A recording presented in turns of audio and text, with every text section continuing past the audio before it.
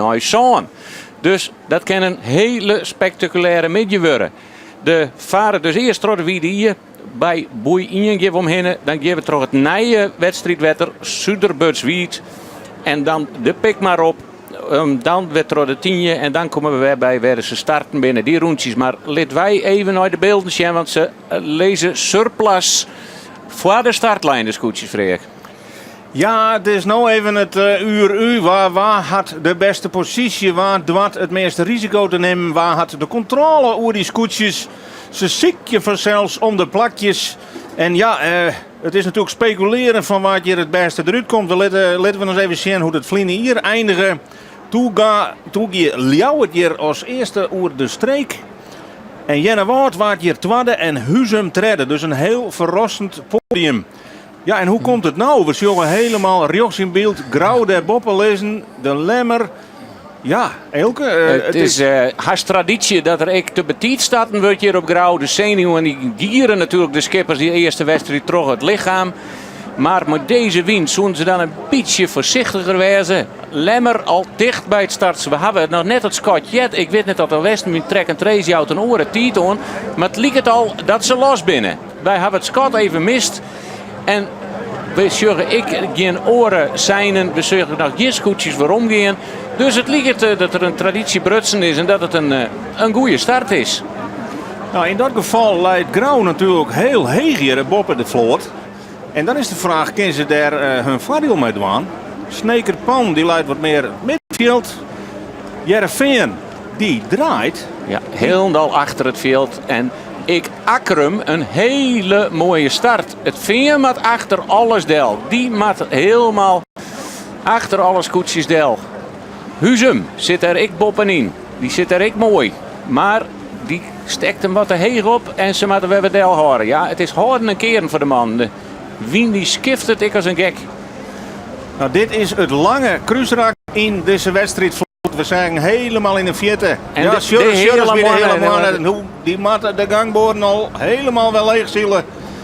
Ja, het is een twijfelachtige win die er onjouwt. Je matten krijgt net reven door je het net. Dan krijg je bitien op een berg door je het wol. Dan verlies je misschien op sommige stukken. Het is ook een stukje keuzemeidje van de skippers. Ja, zeker. En de Grauw wel wat meer rond als Jenne Wout en de Veenhoop. Maar hier is het krap. En dan komt er ik weer in een situatie dat het vrij snel bij de wal best. Want Grauw loopt wel boven Lemmer. Maar het gat ertussen is te liets, denk ik. En als Lemmer straks bij de kant onjouwt, ik wil hoe stag, dan loopt er weer Boppengrauw. Dus we zullen even zien hoe dat uitpakt. Maar we zeggen ik de hele tijd zoals Akrum nou, dat ze wat te heeg opstekken en dan lezen we even stil. Nee, Akrum gaat hoe stag. Ja, het is even ziekje om de mooiste koers. Er zijn meerdere routes vanzelfs naar die eerste bopperste tonnen. Die tonnen met die gele pet die daar helemaal op een eind leidt. Dan hebben we het door de eigen bocht.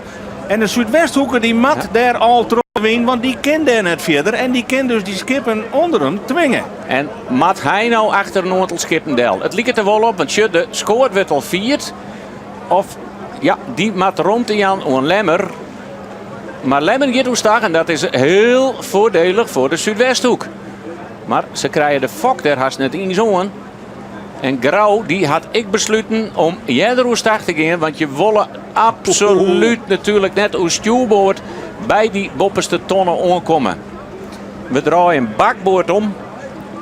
Dat betekent dat de tonnen aan bakboordkant van het schip is en bloot. Ja, en Grauw had toch een hele mooie uitgangspositie, hè? Helemaal boven in beeld zou je misschien krijgt de tonnen met die hele puntje. Daar mat ze op daar, maar dat mat nog via een peer tussenslagen. Net één kinder zijn zielen. Het is een heel mooi cruiserak voor de wedstrijd vanzelfs. Je moet strijden worden.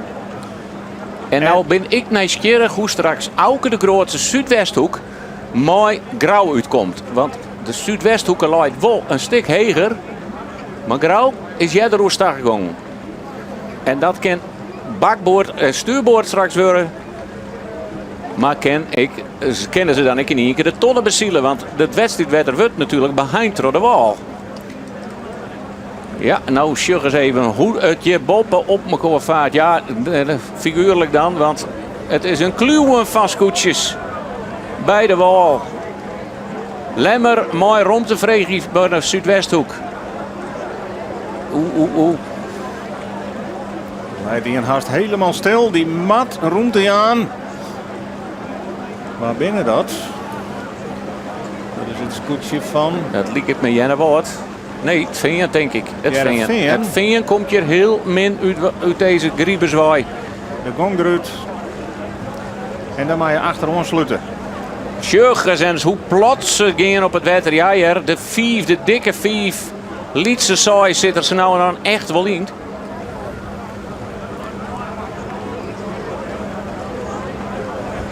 Drachten zit er ook heel mooi bij. Skip helemaal uit elkaar half en winter. Gerrit Pieter, het is de Oren Pietersma, net Gerrit, zijn broer. En die Jeroen die joeg al aan dat er een heel hoog scootje kregen hier. Nou, dat ligt het nou wel zo te wezen, want hij zit mooi voorin. En nog altijd is het een heel eind naar die bovenste tonnen. En hoe komt het daar aast uit?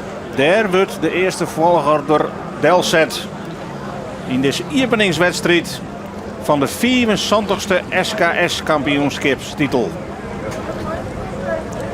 Ja, hier ze krijgt hoe dat Akram mooi te start weer, maar die had je toch ergens de slag mist, want die komt je nou toch wat minder bij. Oei, dat je de Zuidwesthoeken haast. Het giek al terug het water heen en dat is altijd een riskant moment. Er zitten hier enorme poesters in hier. Ja. En het is altijd voor de skippers, zelfs als ze die eerste ton maar rond hadden, dan lijkt het veel een beetje uit elkaar. Want in deze omstandigheden moet je skip oorijn houden, maar je bent ook nog een wedstrijd ontzielen. Dus oei. Grauw. Ja, prachtig starten. Maar Sjuggen zei hoe volle hegen die in de zielt en hoe volle lege de oren daar links in beeld waar dat. Ja, Piet, hier het al zijn, als je eerste win had, dan weet je van tevoren dat het vlagerig wordt. Nou, dat is het. Bijzonder. Het scheelt ik op de verschillende plakken op een maar ek heel bot. Grauw oestag. Oestjuwboord.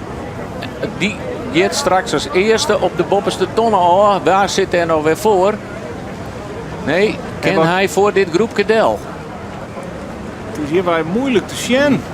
Ken hij voor het groep. Het liep het erop dat het er achter Del had. Nee, en dan had hij een mooi plakken verspillen. Dan is het hele groepje dat eerst naar die... Ja. Net alle keer. Nee. Hij moest achter de Lemmerdel. Maar van deze groep gaat hij voordeel. Optisch bedrag. Maar dan leidt het hamsterscootje op dit stuit. Liep het heel goed te lezen. Maar kan hij de ton al bezielen? Want Grauw zet een heel eind terug. En dan zal Lemmer ik nog een slagje omheen matten. En die komt dan bij Grauwtje in.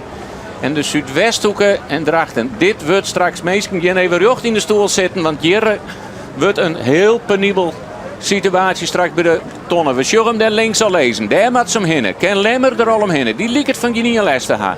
Die ken ik nog wat opsturen, zo het. Nee, en dat scootje wol ik al heel heeg, ja. Die kan kniepen, maar dat skip. Gouden slagje voor het Lemster scootje. En hij mat ik kniepen, Satasjen. Van Albert de Vierde, weten we dat net vergeten. Die een hekel had aan al die vierde plakken. Hij kon nog wel om, wij willen zo graag als eerste. Nou, hij komt nou als eerste om de tonnen.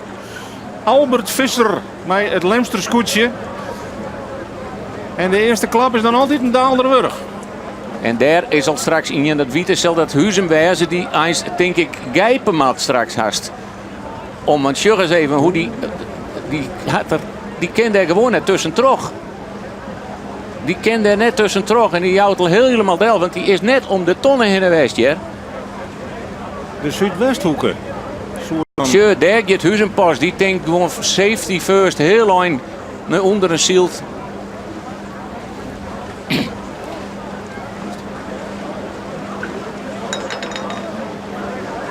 De Zuidwesthoeken had het dan echt heel creërs dingen, want wat de gegevens ook in klappen, zou die al op het tweede plak lezen. Derde plak van Grauw, Jeroen Pietersma van Drachten, creërs op het vierde plak voorlopig. Pieter Meter met Akram leidt op koers voor het vijfde plak mag ik zeggen.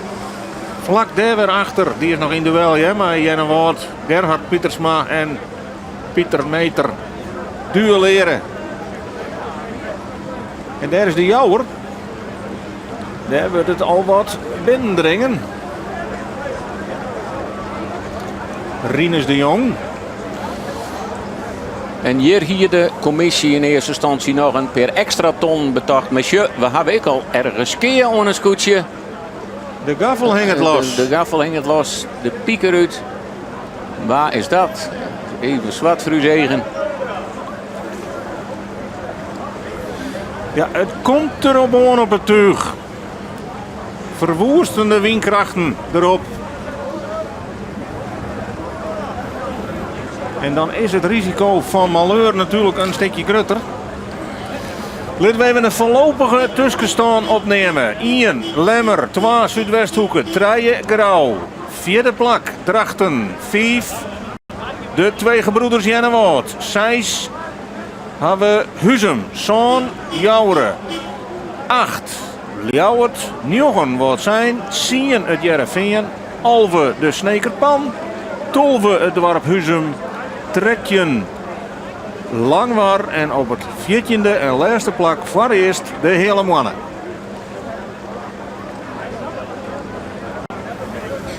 Ja, dan varen we nou het nieuwe wetter van de Suderbutswiet op. En daar hebben we een scootje en we kennen het zien is dat Akram die daar het trial strikt. Het lijkt het mij Akram daar. Of het is Huzum, het is een wietscootje. Het is... Maar één scootje mooi malheur op de stuit. Zo net eens even die klapgrijp daar bij de Lemmer. Zat natuurlijk daar op een beelig krijt. Ja. De Zuidwesthoeken, ek de gijp en dan Silgrauw daar vlak achterom volgje matten. Ja, in de voorrijn. Daar zit hij.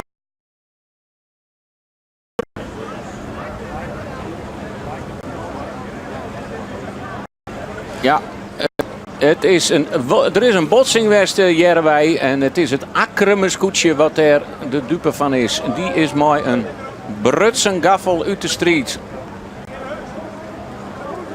Maar het ken ik gewoon materiaal per wezen, want hoe je een oorscootje zijn gaffel stikken varen kennen is wel heel bijzonder. Maar dit komt op de turen aan, dit komt op de manning aan en vooral van die vladekkers. Die hebben nou alle jaren de loert in de fok. He, dan ben je, zeg maar, ja, in Duitsland zeggen ze mooi smetterlingszegelen, vlinderen. Het grutzeil aan de ene kant, de fok aan de andere kant om maximaal de wind van achteren te krijgen. Maar mooi die bomen daar op dat voordek, dat is een verschrikkelijke zwiere en moeilijke taak. Ik om die dingen eruit te krijgen en dan knapt zo'n boom ik nog wel eens. Dus ja, het is joh, binnen het maximale omstandigheden, zwiere omstandigheden. En Akram die had ek het protestvlagje al hezen. Ja, dat mag vanzelfs ook. Als je skeer hebt, wil je verzekeringstechnisch ergens oorspraak op meisje, dan je dat volgens mij ook bij de procedure. Maar er is heel wat gebeurd waar ze boeten uw beeld om. Terug die skeer ontstaan is en zij gaan in protest. Ja, en ik om hun plakje, want als er toch een oor uit de wedstrijd is, dan kerst ik nog een rug op verhaal. En om die positie, het is voor die kampioenschap ook nog belangrijk. Ja, het gaat je mij basten geweld. Het ziet er al mooi zinnig en Caribisch haast uit. Maar de omstandigheden is van de bemanning is het natuurlijk een hele zwiere wedstrijd. Ja, dit is overleven voor sommigen. En dan is te hopen dat je het veld wat uit moet gaat, dan ga je wat minder last van horen skippen. En kun je de manoeuvres wat noffelijker uitvieren. Helemaal daar in de achterrijn ek het scootje de Gerben van Manen van het Jereveen. Die binnen dus min uit de startblokken komen hier op de Pikmar. Toch in de vernieling en moest ik al heel betiet oerstag achter die hele vloot om. Benijd dat die straks in de rin van de wedstrijd nog wat naar voren skarrelen kennen. Want deze koprenners die hadden gong er best in. Ja, en hier is gong, ja. Ik bedoel, en dus loeken ik een enorm stuk enorme wegen achter die scootjes aan.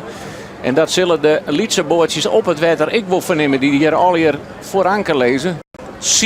10.000 mensen rondom de Pikmar hier bij Grauw. Vanuit bootjes en op het land. Maar de Lemmer, ja, die had op het stuit nergens last van. Die gaat soeverein hier straks de Pikmar op. Om voor het eerste keer rond het starteiland bij Grauw te zien. En had al een aardig kotje. Daar als in tweede positie de Zuidwesthoek. Keurige start van Auke de Groot. Maar toch een heel groot zwierskip. En dan met deze wien op deze wetters. Ja, dan doe je het best. En de kampioen van Vlietenier. Grauw op een derde plak. Ja, en dan de gebroeders. Jeroen Pietersma en Gerhard Pietersma. Haast boord on boord op het vierde en vijfde plak. En dan valt er een behoorlijk gat. En daar zullen we dan de Jouwer.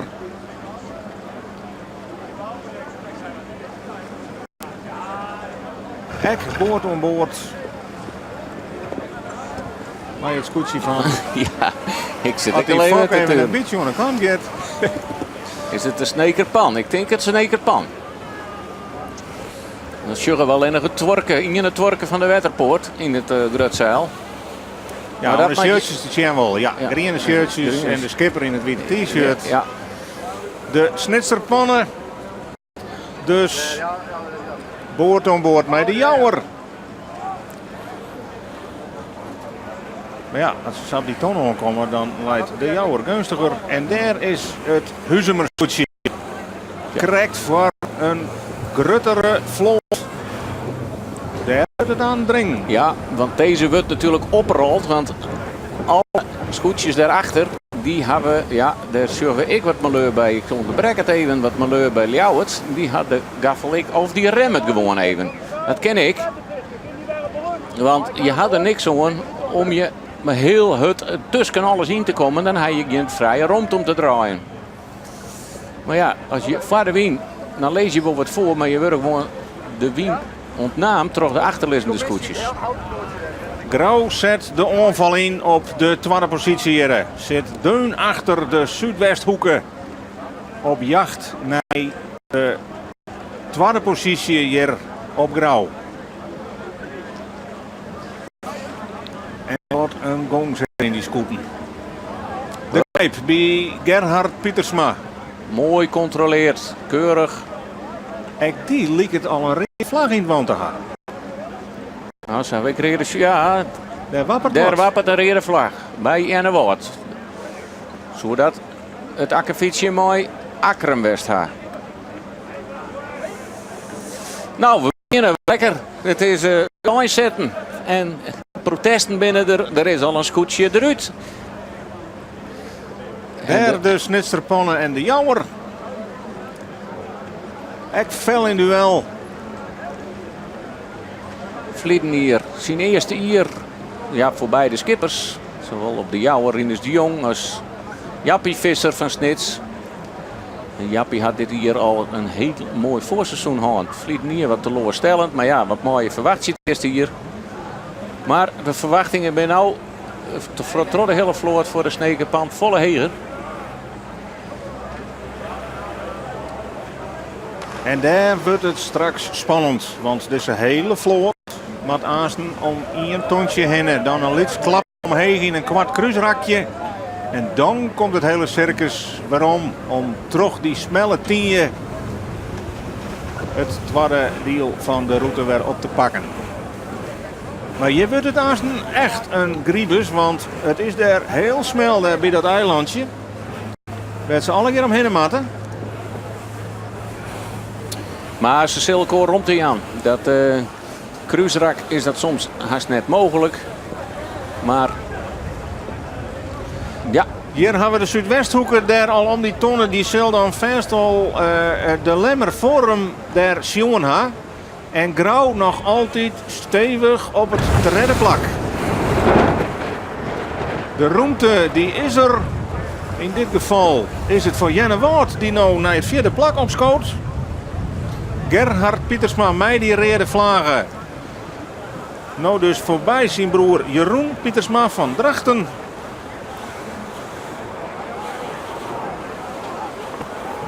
En je wordt werken, ja, die scoort en die maakt hier heel vlug weer aan. Dus deze man... Ja. En wat gebeurt je? Hij... Is ik nog maar correct op die het voort, Gerard Pietersma. Want die besluit gelijk bij die ton hoe start te gaan. En zijn broer kwam er harder aan dan die tocht hier. Die kiest voor een avontuur, hè? Want het is vanzelfs al iets kruisrakje. Ja. En waar weet kan hij als toch, Gerard Pietersma, dichter bij Grauw komen. Dat is de gok die er neemt. De oren, fjouwer, beginnen eerst gewoon de bakbootslag in. Hier is al een gatje vol tussen die top 5 en de eerstkomende skipjes erachter. Ja, je zult het ik onder beelden dat er een behoorlijke wegen op de pikma staan. En hier wordt het dringen. Valt er een gatje, waardoor het risico te nemen met deze wien. Of gaan ze al hier helemaal op safe. De jouwer viert dit groep komen. Opzijs, Rinus de Jong. Daar komt wel eens een al aan. Maar die moet nog achter het scootje van de Sneker Pandel.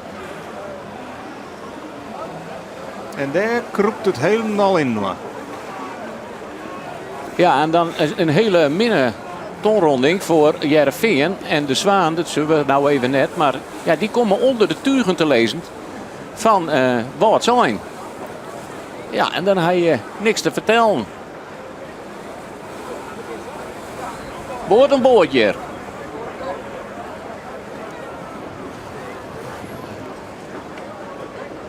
Ja, moeilijk om je camera recht en stil te houden. Het is voor Elsen hier Houden en keren. houden en keren, maar dat maakt het natuurlijk alleen maar mooi. En deze meesten zitten rustig te sjen en die doppen misschien nog een biertje. Wil zij... Gelijk hadden ze. ja, Maar het spektakel dat leidt hier omheen. Want ja, deze wedstrijdbaan is natuurlijk verloren hier op Grauw. Maar dat nieuwe wetter wat er tussen kwam is. Zuiderbuts, Wiet, mag ik zeggen. We toch een hele oren route krijgen. De Lemmer, mooi on kop. Als eerste richting de 10. Daarachter de Zuidwesthoeken. Ik nog altijd mij een stukje vastsprong op Grauw. De top 3 die zielt er op dit stuit aardig uit. en nou is het even nieuwsgierig straks. Want Segers krijgt Jenne Wout als eerste om de tonnen gaan. Voor zijn broer dan net als eerste plakje. Maar voor broer Jeroen. En die besluit om gelijk hoe stoelboord te gaan. En shit, die komt daar nou aan. En waar zit dan Drachten? Drachten en Jenne Wout. Ja, nee. Jenne Wout had toch een mooie slag maken. Die zit nog steeds voor Drachten. Ja. Had zijn plakje hout naar een orenkoers zielt aan deze traaienschoetjes. Maar die komt dan wel mooi dicht bij Grauw, hè? Ja.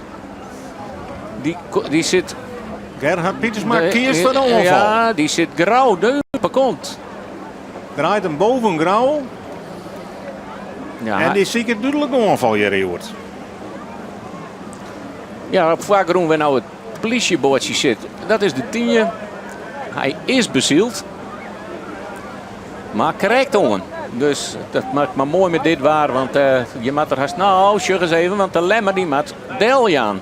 Die maakt Deljan. De Wien die draait je wat. Maar hij scoort nog net on.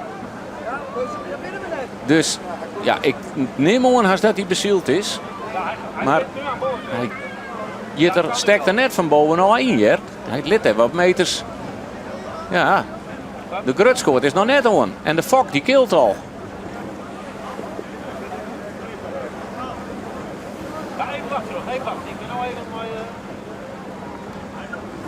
En wij hadden mogelijkheid om even een peteerke jaren te litten met uw collega die het op het wetter is. En dat is Roelof Lausma. Want die had een man naast hem, een scoorteman van het scootje van Grauw. Ja, dat klopt, Frederik. Een drenkeling. Hij kon Krijgt de oerboord. Even die namen, want het wie is zo hectisch, we hebben die oppikt, maar hoe is het maar? Ja, best, ja, dat gaat goed. Ik ben vaak in Hoekstra. Ik zie op Grauwse scootje, ik krijg hier in de gleuf van Grauwvatten, zodat ze dat wel nemen daar.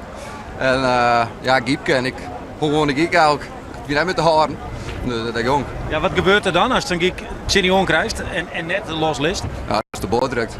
Ik moest ook springen, maar koek geen kap meer op. Dus dan ga ik naar de zwom ik. Maar het gaat goed. Je hebt minder gelukkig om je op te pikken. Ja, maar hij steekt wat reet op die holle. Hij heeft een tik hond of zo? Ik heb er niks van, maar geen idee. Nee. Nou, bij Wien Krek, we hebben die oppikt. Dat is dan mooi dat dat zak in. En nou is de vraag, mooi waarom. Maar net we twijfelen wat. Ik weet het reglement net en het loopt goed ik wat. Dus we willen het risico ook niet nemen dat we haast nog disqualificeerd worden rondheen. Dus dat risico nemen we dan maar net. Dus dan kijk ik het een keer van het oude wetter op deze manier. Maar hoe is het toch voor jou? Ik bedoel, dan ben je de eerste wedstrijd nog gong en dan luister je 10 minuten en luister je in het wetter. Ja, dat is wel vervelend natuurlijk op thuiswetteriëren. Dan word je graag zielen natuurlijk, dus dat is wel een balen. Maar goed, ja, het is gebeurd en nou ja, later gaan we het er maar door. Dus, hij heeft in ieder geval even een lekker fris shirt om. Ik ben weer fris. Okay, we zetten die aan bij de sleper en nou, dan gaan wij weer verder in de wedstrijd. Dankjewel. Succes! Dankjewel. Ja, ze showen maar weer. Zware omstandigheden brengen aparte situaties met haar mee. Ik herinner me van mijn eigen tijd in de IFKS dat wij altijd met liekevolle mensen aankomen moesten nadat we van start gingen werden. Dus wij moesten wel weer aan boord. Is dat bij de SKS oors, Elke? Ja, ik weet het ik net. Ik vind het wel opvallend dat ze het bij Grauw niet weten. Want dat er op in je scootje de reglementen kennen. Dat gaat vliegen hier met de finish jongen en ik tactisch.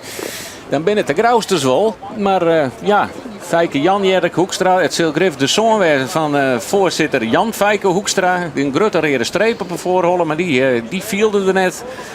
En ja, zij... nou ja, de mast in de IFK altijd alles dwan om in je weer op te pikken. Maar ja, in dit geval is hij toch een oor oppikt. Dus dan meest wel trossielen. Dus dat hoeft net maar hetzelfde doen. Maar dan meest net toch externe middelen, zoals een boord van een oor, weer materiaal of mensen om boord brengen.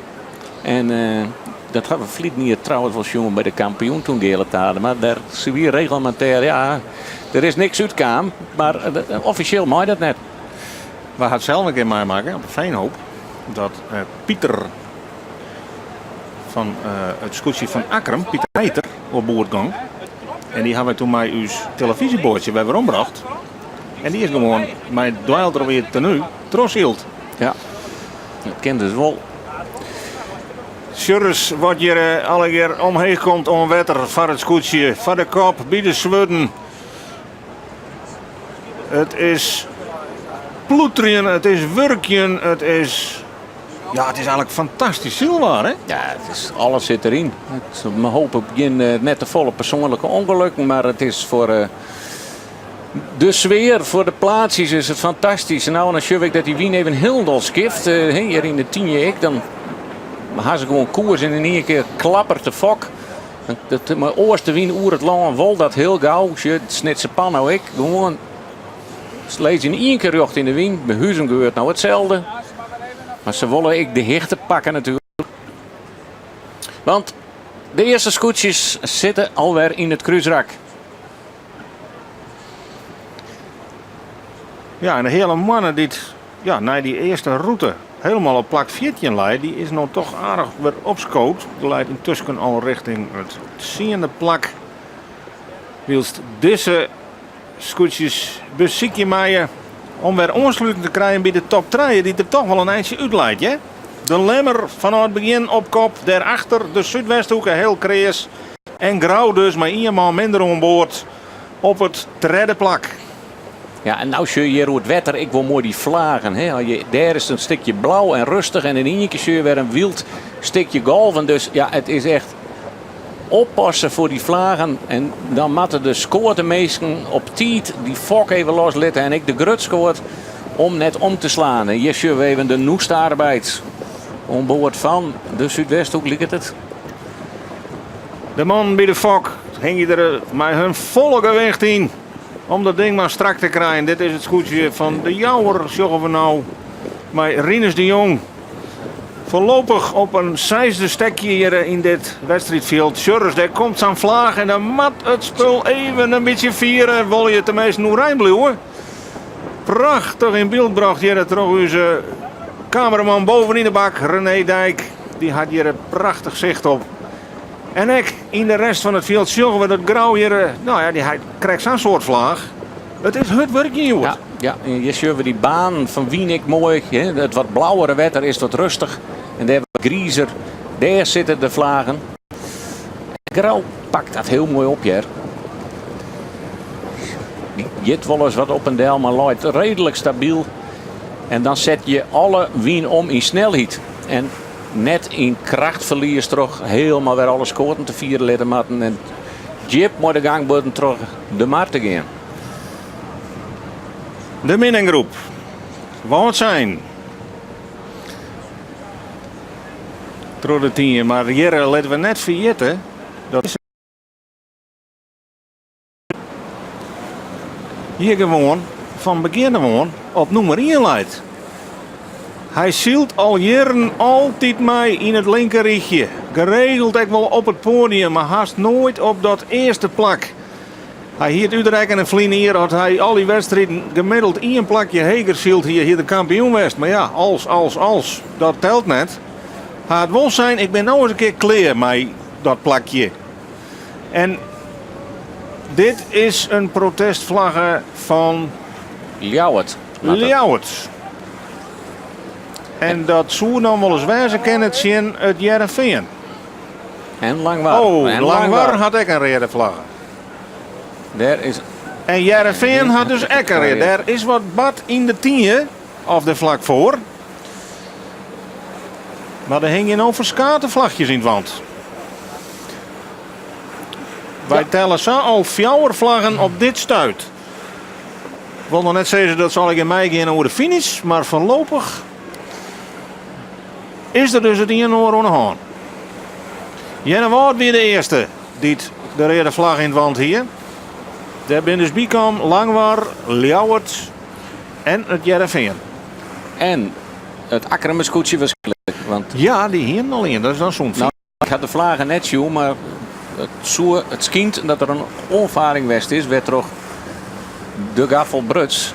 Ja, als het alleen nog materiaal weg is, kun je het protesteren. Maar is er toch een situatie met een oorscootje geweest, ja, dan kan hij het protest inloeken. Oh, en wat zielt dit lekker, ja, als je helemaal voorop leest. Dus zeggen ze correct al het lemste scootje van achteren, maar zo mooi in balans. Ja, dan hij macht. En ja, het is hem gunt. Ja. Hij had natuurlijk al jarenlang actief geweest in deze vloot. Op verskate scootjes zitten. Ik als bemanning wel, als adviseur wel. Maar nu ook al jaren als skipper van het Lemster scootje.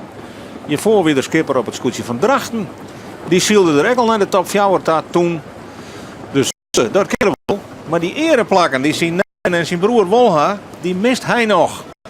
En dat is zijn grote doel voor dit seizoen. Wij willen graag een keer kampioen worden, zei Albert Visser. Nou ja, heel eerlijk is eerlijk. Hij zet je wordt wel een hele grote stap. Ja. Een positief begin. Want je leidt al een gatje. En Jenne wordt Grauw voorbij. Dat hebben we net goed in beeld. Maar die zie je ze correct deun achter al op het Grauwste scootje. Ze hebben wij voor een slag hier.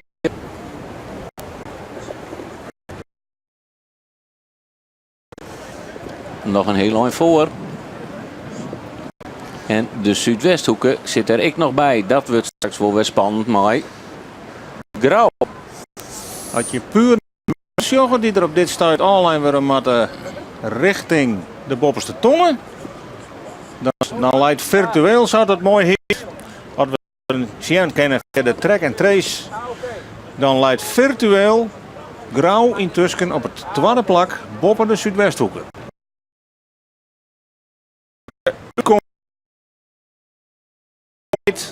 Dus je gaat hier even ik mooi. En het is wel zo dat Grauw nou op bakboord zielt en straks dus op stuurboord op Auke de Groot omkomt. En dan had er geen voorrang.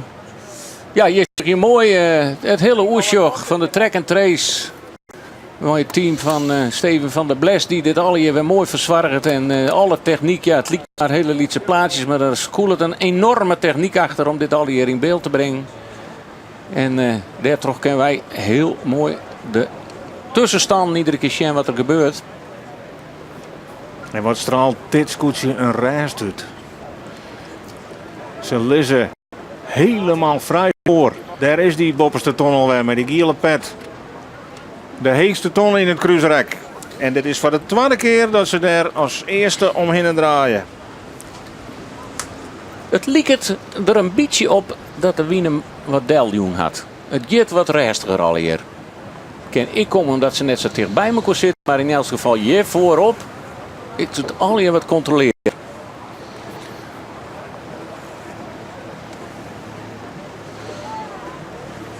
Albert Visser, mooi adviseur, Bouke Kupers achterop. Voorheen wie dat zien zoon, die is nou uitkijken op het voordek worden.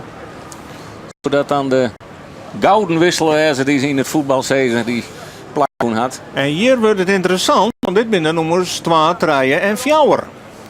Hoe komen die uit ten opzichte van elkaar bij die tonnen met de gele pet?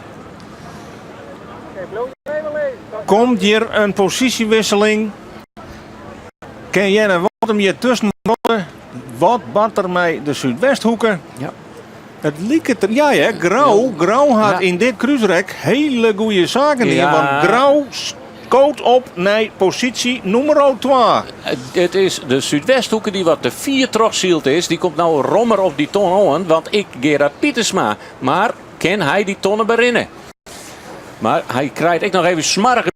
Alle wind die valt uit het zeil. Dat is even Auke de Groot. Ja, het mooi natuurlijk. Alle wind eruit neemt. Maar hij zit er wel tussen. Kan hij nou maar een opstekker om die bovenste tonnen? 2 man aan het helmhout. Dwars erachter. Dwars erachter. Ja, en dat kost het snelheid. Maar hij zit er wel tussen. Hij rekt mooi de tonnen. Dat mooi bij de SGS. Hij zit er nou wel reglementair tussen. En straks in de gijp loopt hij boven de Zuidwesthoek. Dus in dit rakje kunnen we stellen dat Auke de Groot, ja, die had wat inleverd. Maar de strijd is hier nog lang net uiteten om die tweede positie in elk geval. De Lemmer, die leidt er voorlopig een eind uit. Dan krijgen we Grauw op 2. 3 en 4, Jennewoord en de Zuidwesthoeken. Deun op elkaar. Dan maar we even wachten wat de middenmoot docht. Want dan hebben we een cluster van schippen wat dicht op elkaar zit. Werd alweer al protesten van binnen. Daar is het in een Noorderbad. Daarover zullen we straks grif meer jaren. Maar ja, dat had alles te krijgen zelfs met zwiere omstandigheden en nouten.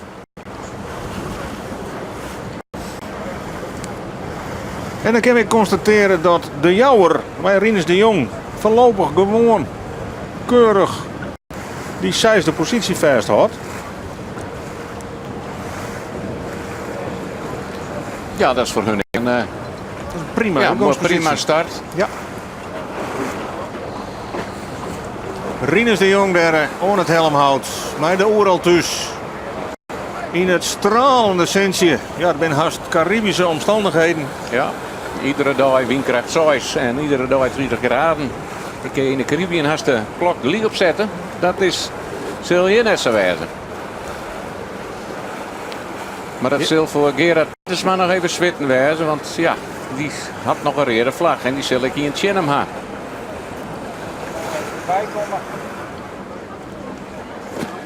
En dat zal de Snitser Pan wijzen die nou om de tonnen heen gaat. Ja. Jappie Visser handhaaft zijn positie in de middenmoot op plak nummer 7. Had echt wat ruimte achter hem gecreëerd. En daar is op 8 alweer de hele mannen die toch staren gewoon wat plakjes naar voren skarrelt. Hier net de allerbeste start, maar Klaas Westerdijk en zijn bemanning pakken toch per rak wat terreinwinst in deze vloot. En helpt hij de tonnen. Het kennen maar krek. Hij mag trillen maar de giek om de tonnen vrij te varen. Ja, zeker. En hij mag ook dat oorensgoedje vrij varen van Huzum. Ja. En het ging alle keer krijgen goed. Ja, en daar zit nog een dikke deuk in het schip. Dan zul je denken van... die had een best onervaring om. Maar het is al een lange lijn. Deze ziet er alleen voor het kampioenschap. Dit is in een vaarwedstrijd gebeurd. En vitamin tiet, want het is een flinke doek. Te min tiet om dat te repareren voor de SKS. Ja. De winnaar van Vlinier, Ljouwert, voorlopig op plak nummer 10.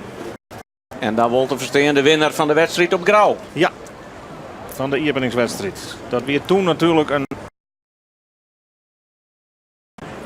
voorstelbaar gegeven. Zij voeren toen voor een bemanningslid wat verstaan weer voor het kampioenschap hier in het hele wedstrijd in.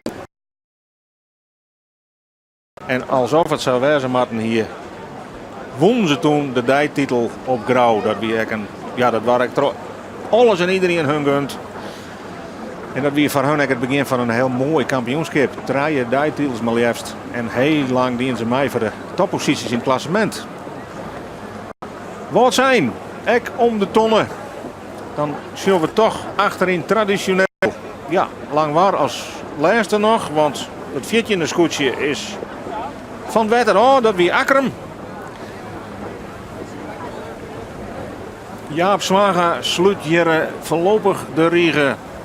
Ja, en voor hem, in je plakje ervoor, Gerben van Manen. Ja, Ja, en dat weer toch de ploeg die op een hier vliegen hier het kampioenschap misten. Ja, die hebben zo wat minder gevoel gehad, Joert. nou ja, het is net van niks dat hij echt een protestvlaggen had. Er is wat bad. Maar dan Boek neus om. weer dat al wat in een letterstadium. Ja. Toen leiden ze al aardig in de achterhoede. Wat Vlienen hier hun sterke punt weer. Erbij wijzen bij de start. Ja. Dat weer Joert net in water. Nee, en Cecile, ik nog net niet varend had, dus ja. Voor de win is Elsen Hutzieler. Is het versje, maar Ja, dat is hier nog net zo makkelijk. Willem Zwaga weest vooruit. Kijk, het louter scootje dus, die protestvlaggen. En dat zijn de Lensters die alweer, ja, sjurg eens even noemen, maar een enorm gat op Grauw. Alweer de pik maar haast opzielen. Maar ek Grauw zielt roemvrij op het tweede plak intussen. Ja. En Jenne Wout en de Zuidwesthoeker die binnen vol in de street om het derde podiumplakje. Maar er ontstaan in deze tweede route dus grote verschillen. Ja, dat is. Hoe langer het zielst, hoe meer het veld ook lussen wordt. Als het voorop luist, als het vrije wien. Geen flappen wien dus uit de turen van orenskippen, geen weren. Een maagdelijk wetter voor die lezen. En dan haast de romte om die eigen slagen te kiezen en maar uit erin en uit erin. Maar ja, omstandigheden ken ik wisselen. De wien kan nog draaien, dat wie ik al wat voor zijn. En dan kent ik zo weer overzetten.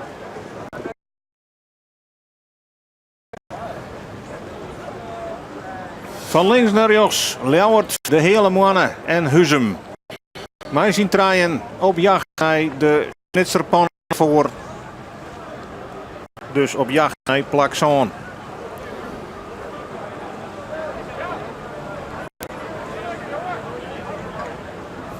Het is Joert wel achter in de middenboord. Wiels Oh, Gjold- je leidt een grote loert in het wetter. Ja, Gjold is even ontjutten. Die shut weer wat hout lezen.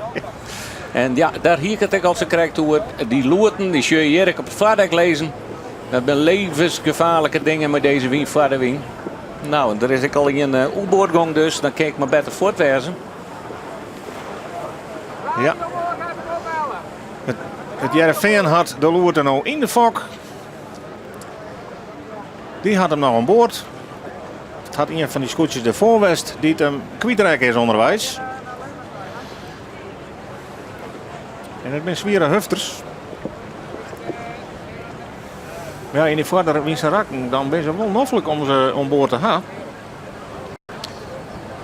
Want je kent er winst mee hebben. En op de track en trace is al mooi te zien hoe de scootjes de pik maar opzielen. Hier zien we het. Jeroen Pietersma die zielt er in een heel groot eenzaam gat tussen de koprenners en het achtervolgende peloton. Om maar even een beetje in wielertermen te blijven.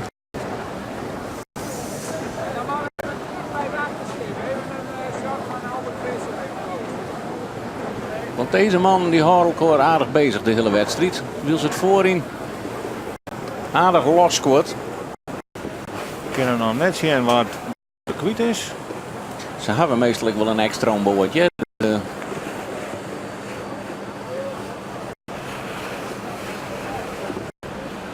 Smeker Pan had dit stuit er net in. Nee. Ja, want het is nou het scootje wat een boord om boord leidt met het oor. Binnenste scootje bij de ton. Ik zal het beziekje zo simpel mogelijk uit te lezen.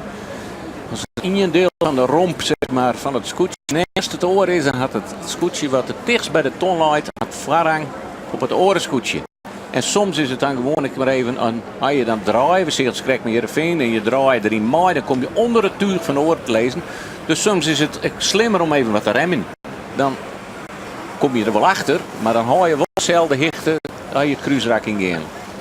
Dit is voorlopig de man van de wedstrijd, mijn zijn bemanning. Albert Vetter had dus een reef in het grutzeil. Heel verstandig, maar die sterke vlagen die zijn volle bed te controleren. Ja, het zal soms betekent dat je in sommige rakken wordt verliezen, maar in de rakken waar het goed om ging, kon er het prima verstouwen. Dus ik denk dat hij voorlopig een hele goede karma had. Ja, we beginnen nog net jongen, we beginnen nog net opmerkelijk hier dat we de... We hebben hier, dat is Ljouw het ik een reefje erin zit. Maar daar ben ik wons die voor vol gingen. Voor vol is de term dan helemaal een grote tuig erop, geen reven erin. Maar hij had het hier toch keurig in de macht. Dan hij meer stuur door het schip. Kunnen de dikke poesters volle makkelijker oppakken. Die trekt als een planken op Ja. en hij zilt als een speerjoer. Ja, hij ik nog geen, want het liep toch dat die wiemen er wat uit is. En ja, hij had ook nog geen risselwaasjes om eruit te hellen. Want dat ken natuurlijk ik nog. Erin is moeilijker, maar het is even we zien het touwtje achterop. Ja, wel eerst even de reefknuttels. Dat zijn die lietse touwtjes. Waar ze het tuig van onder naar oplopen. Die moet er wel eerst even.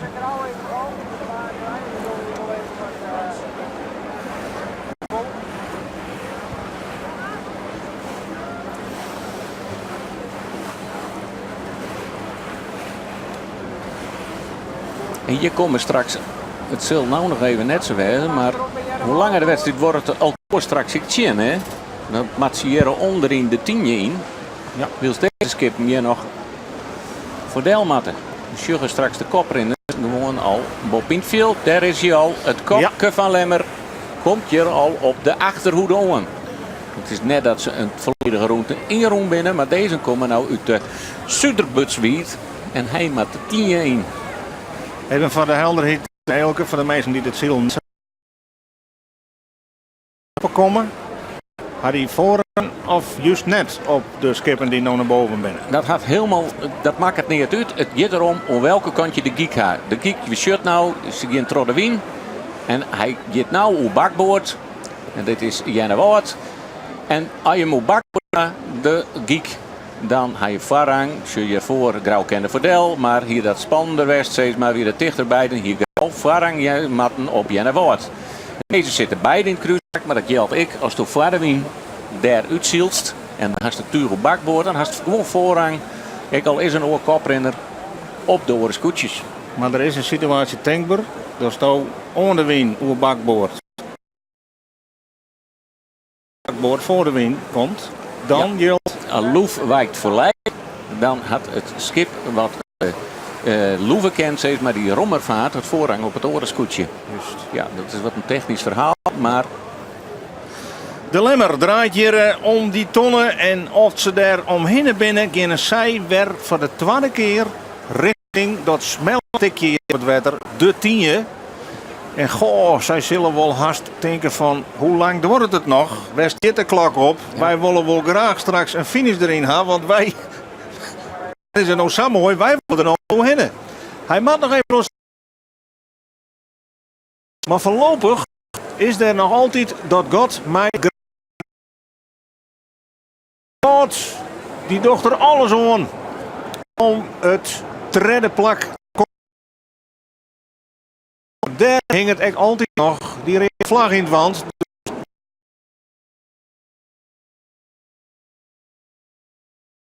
En maar voor een echt eindstand. Zullen we de ton al bezield, dat de Zuidwesthoeken toch iedere keer, ja, het is een schot, toch een heel veel meters voortje. Die zielt blijkbaar de hele tijd op zee en gaat dan wat vier terug om die tonnen te halen. Deze heger als Jenne Woord kent de ton aan, dus ja, Zuidwesthoek.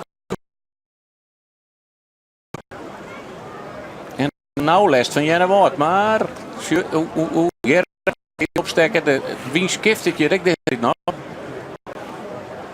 Het is het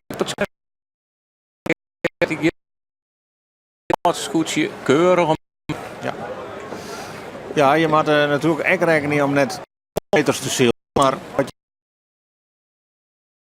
je op een scooter snelheid ontwikkelen, daar zit soms ook een tussen in. Wat is dan het verstandigst? Ja, maar ja, als je dan het God zakken is, dan kan je er gewoon indoeken. Ja. Ja, dan heb je geen ruggen meer. Nee. Ja, een hele mooie rubberboord. Mooi daarachter een lietstukje scootje. Daar ben ze weer. En het scootje van de Lemmer wel als eerste de 10-1. En Grauw daarachter. Grauw die van mijn gevoel toch heel tijd een beetje dicht bij de Lemmer komt. Maar voorlopig is het God grut genoeg. Douwe Visser van Grauw en Albert Visser van de Lemmer. Neven van koor. Meestentijds is Douwe Visser de man die het voor Albert eindigt. Maar het stuurt samen zo eens omwijzen.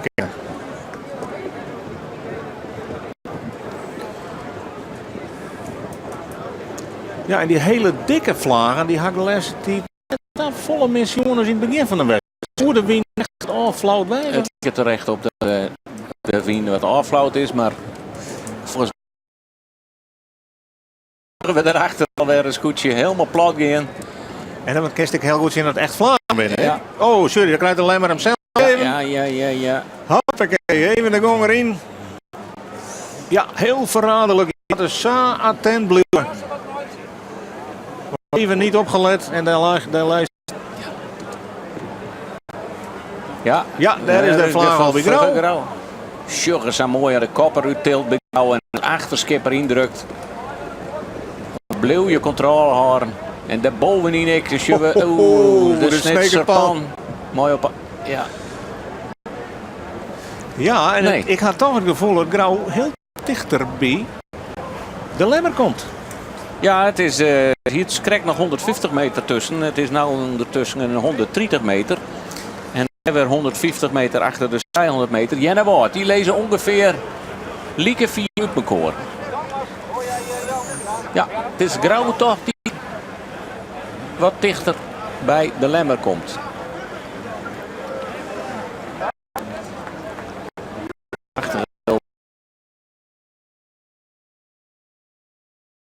Misschien uitkomen. Maar goed dat er dat net niet in had. Telt Albert nou zijn zegeningen dat hij er niet zit. En daar is de Lemmer als eerste weer bij de tonnen. Van de tweede keer gaan ze dus het cruiserak in. Het lange cruiserak. Beslist wordt.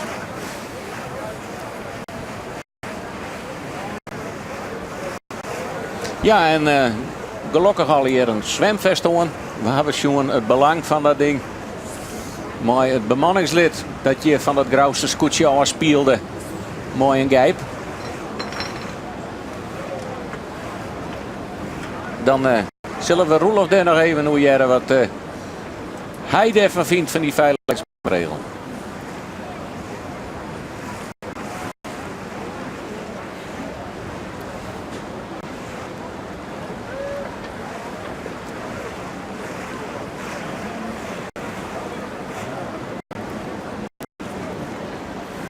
Jenne Woord nog altijd op het derde plak. Voor Zuidwesthoeken en voor Drachten dit nou correct door de 10 komen. Sorry, de pillers het juist ek. De Rega Zwierwerk. Die houdt het net droeg in elk geval. Douwe Visser van Grauw.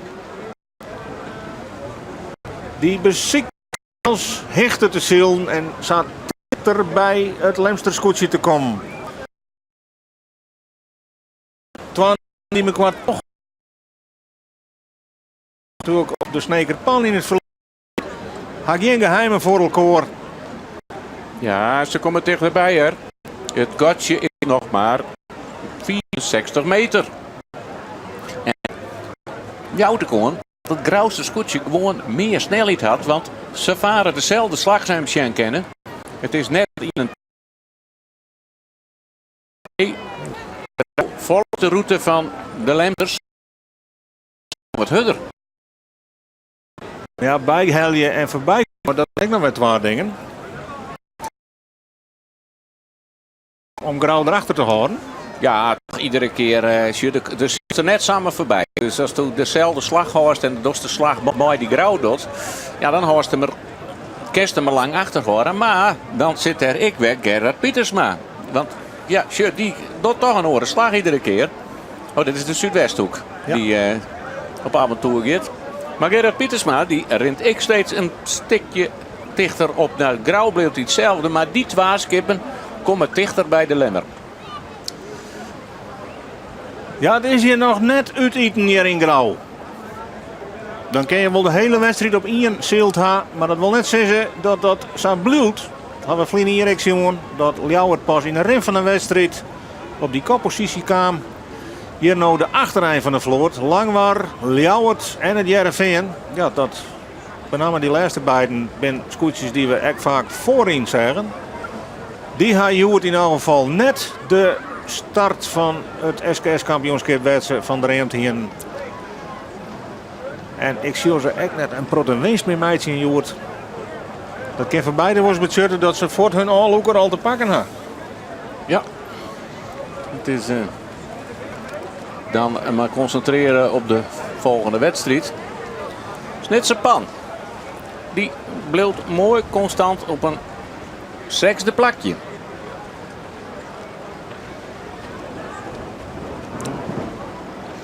Ja, die ben nou 6e, want die ben de Jouwer voorbij. Ja. Jappie Visser dus voorbij Rinus de Jong. Ze zullen toch zo nou en dan wel eens een wisselingje nog wezen. En Huzem is die ik altijd op scoot. Huzem luidt nou op 8. Ja. Hele mannen nou weer op 9. En dan pas het Jereveen en Ljouwert en Langwaar. Wat zijn zit er nog tussen trouwens. Ja. Hele mannen op 10, wat zijn op 9.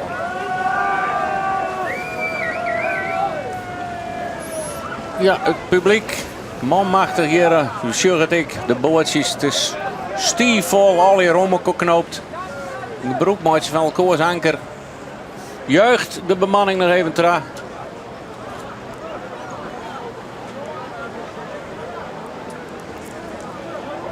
En deze, ja, die houden elkaar een beetje vast.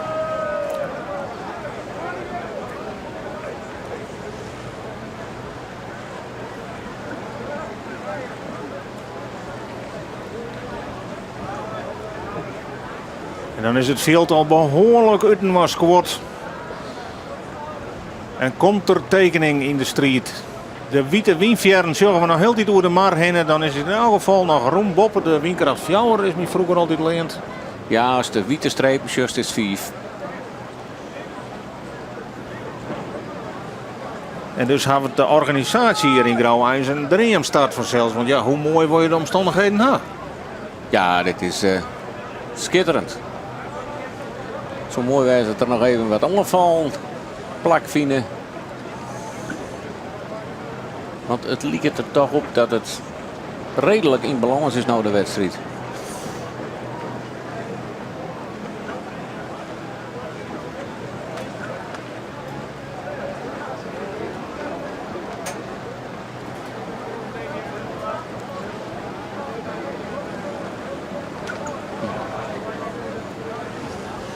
En om even aan te gaan dat het wedstrijdwekker er heel goed broekt wordt, hebben we misschien even een beeld van jou hoe het grauw hier de Raan opziet. In dit geval is het de Zuidwesthoeken.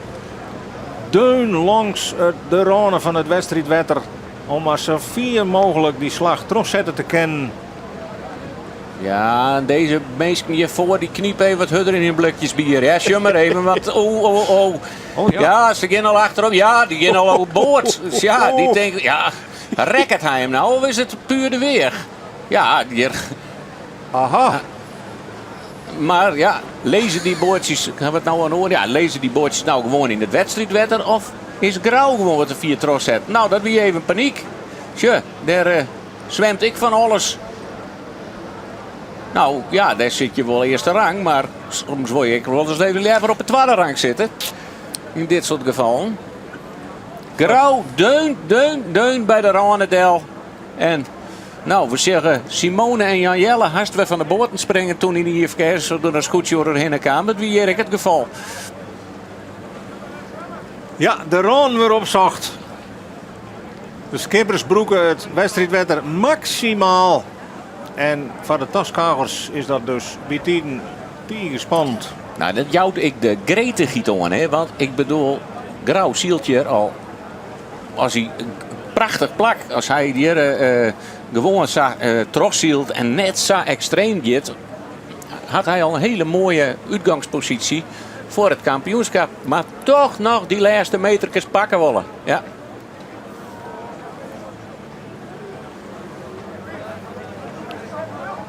Ja, we zorgen het nog even op mijn oorbeeld. Maar ze ramden gewoon het zien de boord aan. Ja.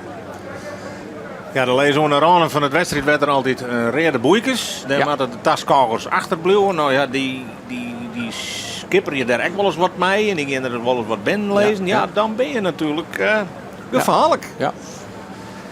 Ja, hier hebben we grauw alweer. Ja, ze draaien nou toch maar even ietsje verder.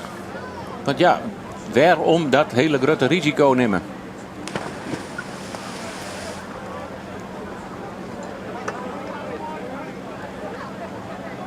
En als je officieel een boetende ton les binnen, ja, dan kun je als een oorskoetje shirt, als de commissie, een protest oprennen. Nou, mooi. De beelden net broekt worden bij de SK's en dat is nou wel mooi voor de Grauwsters. Dan zullen wij er via de Rikmeroer ophouden. Maar het is de lemmer. Die toch Frederik. die voorsprong consolideert. Ja? En dat doet Albert Visser dan toch goed. Het is Douwe Visser met zijn Grauwsterskoetje die er wel mooi achter ons hield. Maar in dit lange cruiserak net echt een heel soort extra winst maken had. En dus zocht het er voor Albert Visser en het Lemsterskoetje beter en beter uit. Voor wat betreft misschien die eerste dijprijs van dit seizoen. Ja, dit is dus het beeld wat je zag van alle scooters in een cruiserak. De ene oer bakboord, de andere oer stuurboord. En dit binnen de beide kaprenners. En het is toch weer het Lemse scootje dat een licht beetje uitroen is. Op grauw. Het bin maar 10 meter, maar Mooi te zien dat het platboeiems binnen bij deze slagen. Mooie gladde onderkant van het Janne Welster scootje van Gerhard Pietersma. En die had toch bij wat terreinprijsjoen op grauw. Zal nou misschien echt denken van een tweede plak om mij te beginnen is echt net raar. nee, god, soms ken ik net echt meer. Maar ik bedoel, ik denk dat dit een... En wat docht het protest misschien nog. Ja, dat is altijd... daar kan hij nou via niks aan doen. Gewoon zo hard mogelijk zielen en toch denken aan een safe zielen. Ik bij Gerard een broekreefje erin, zoals het heet. Een heel licht strookje wien om ik het profiel in het tuig strakker te maken. Ja. Als je nou zo veel verder wien aan het kerstballingbroeken, dan wordt alle wien wel in het tuig horen, want het geeft dezelfde kant uit als de wien. Maar onder de wien, dan wordt die wien zo snel mogelijk weer uit die turen haar. Want ooit is het alleen maar scheef en plat. Ja. En En net daar- sneller. en net sneller. En daar ben ik turen op dit stuit op trimt. Zuidwesthoeken consolideert het vierde plak. Ik denk dat Auke de Groot er echt tevreden mee is dat hij zo over de finish komt. had eigenlijk een hele aardige wedstrijd speeld. Van het begin Absoluut. gewoon mooi in die top meidien. Maar moet nou toch constateren dat Grauw en Jennewaard krijgt even wat scherper of wat vlugger zielen of wat minder meters. Ja. Maar hij bleef drachten en gewoon keurig voor. Ja. Nou ja, het is net echt een verrassing dat hij het was skippen wat sneller binnen dan het Zuidwesthoekskip. Maar ja, hij houdt mooi staan op de vierde plek. Dus ik denk dat het heel keurig is. Maar ik drachten, Gerrit 5. Gerhard Pietersma, Jeroen Pietersma. Juster nog gastheer van het Scootje Café. Ter opening van het seizoen, het kampioenschap IFKS en SKS. Gezellig jongen aan boord houden, maar verschillende skippers ontwet. En in de vooruitblikking is iedereen voorzichtig. Er zijn wel zo'n kampioenskandidaten. En iedereen had haar voornaam van dit seizoen minder fouten meidje. Stabieler zielen, et cetera, et cetera. Die is eigenlijk van elke skipper. En toch zullen we op de eerste dag Fortendaal zo wat 4 reden verlaten. Ja, het is mooi. Deze wienomstandigheden en het krappe wetter.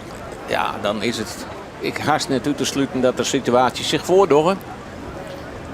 En je heb ik zien dat het dan in het begin van de wedstrijd is als het skip nog heel dicht bij elkaar zitten.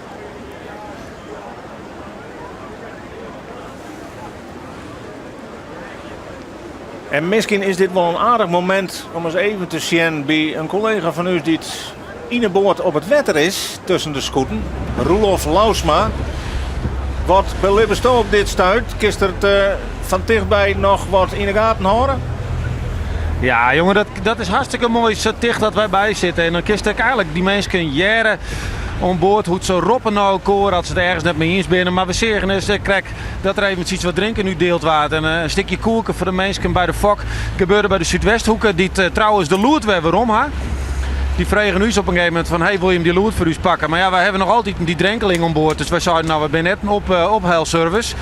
Gelukkig wie ik altijd om dat te doen en die heeft hem weer omgebracht. Dus dat is al hier weer klaar bij de Zuidwesthoek.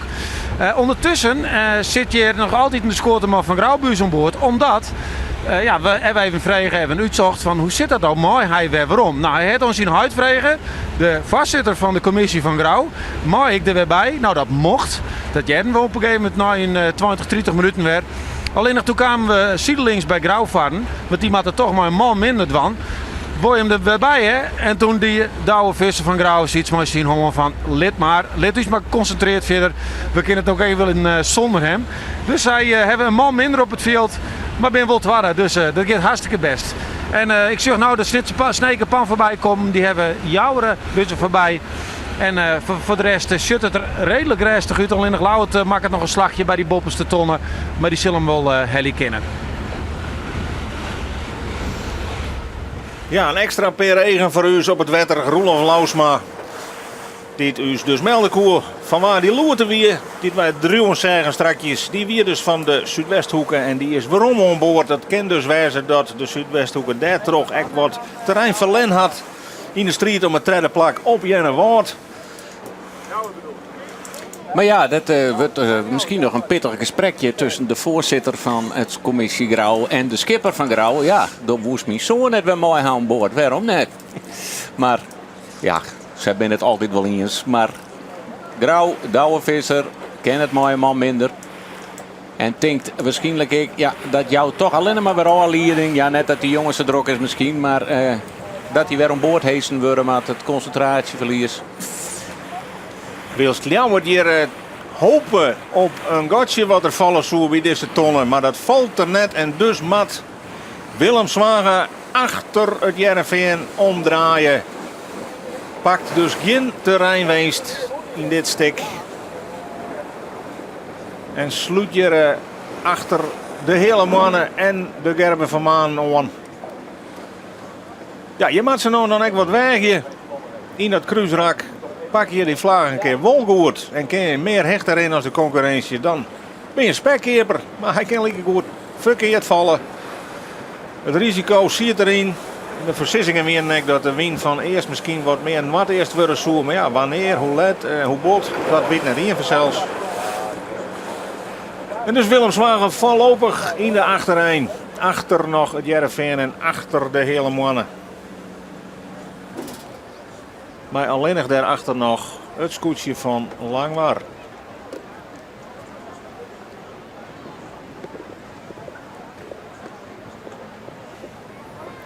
Zullen we het topje van Lemmer. Dat alweer de pik maar op zielt. Mooi, toch een stabiele voorsprong van een 100 meter op het stuits op het grauwste scootje.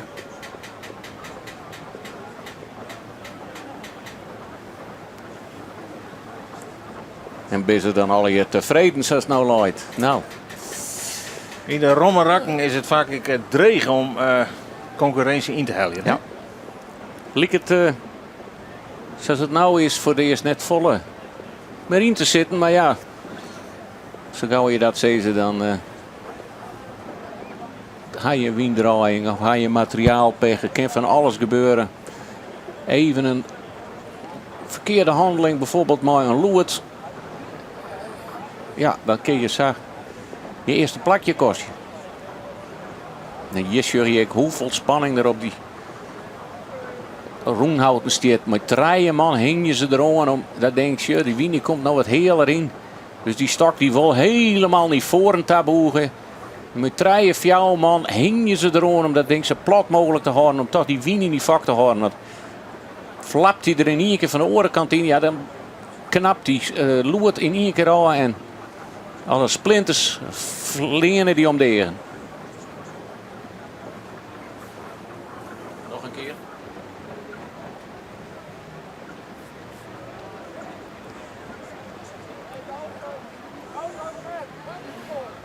Ja, en als we dan de historische boeken even indoeken.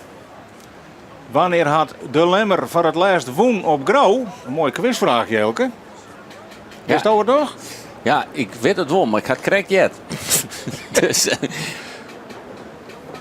De telefoon gaat nog net door, dus misschien mag we het maar voorzezen. 28 Ierlien, jongetje 91 weer de laatste keer dat het Lemsterscootje de prijs pakte hier op Grauw. Maar de kans dat het nou wegbad, die is groot. Die groeit. Want hoe langer je dit verschil houden voorin, hoe groter de kans wordt. De tijd dat er nog zield wordt kwatter en kwatter. En het Lemsterscootje zielt heel stabiel. wat is er maar? De Zuidwesthoek nog aan. Daar is al wat bad. Die stiert verkeerd om in de veert, zal ik het. Ja. Wat is er met Auke de Groot? Had hij een oorvaring gehad? Is die ergens achter een hekje bleun? Ja, die liep het wel een beetje uit. Die hebben we te 4 tros zetten. Ja, die beelden hebben we net, denk ik. Maar die liep het ik wel. Is hier een oorvaring west? Of gaan ze... Nou, ja. Nou ja, ik een quizvraag. Wat bielde deze mensen uit? Wat had de Zuidwesthoek gedaan? Had er pleziervaart voor de kop gehad? Ik denk dat er gewoon even vers zit. Nou ja, Jerk, is even wat bad met de Zuidwesthoek. Ik misschien correct even Boetenveld West. Maar dat jerven misschien ik even voor Rolof straks. Want die liep de deun bij te zitten.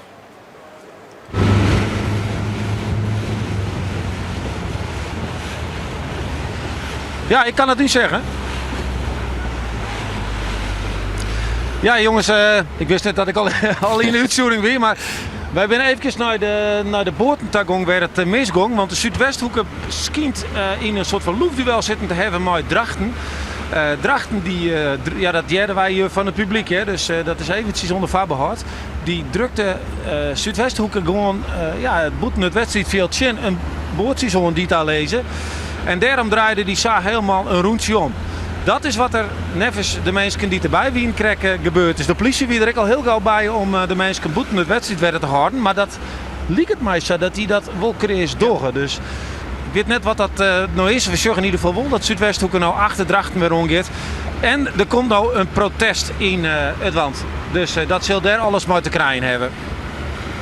Ondertussen wienen wij op wijs naar Grauw. Want wij kregen van de wedstrijdcommissie van Grauw te jaren dat Grauw wel graag wil dat de scoorteman bij ze onboord komt. En dat wie natuurlijk verder wie een prachtige idee was. Alleen wij moesten uitwieken van dat ongeluk. Dus we zijn nou eens even hier of Grauw hem nog steeds aan boord houden wil. Alleen de omstandigheden daarvoor zijn wel iets lastiger. beginnen nou heen en dat het z'n vier is, dan vertel ik wel hoe die opstapmanier gebeurt en dan laten we het echt zien. Nou, toch al een keer commotie dus nog in de eind van deze wedstrijd. Werd we dus een wisseling in de stand wat voor betreft de Zuidwesthoeken en Drachten. Dat smiet weer een protest op. Ja, in elk geval het vijfde, misschien de zesde wel. En ja, wat moet je daarvan zeggen? Nou, Wij hadden het jongen, maar... Nee, nou ja, als we even van de gegevens uitgaan die wij nou gehad hadden, dan maar over welke boekje ik lezen, maakt het dan niet uit.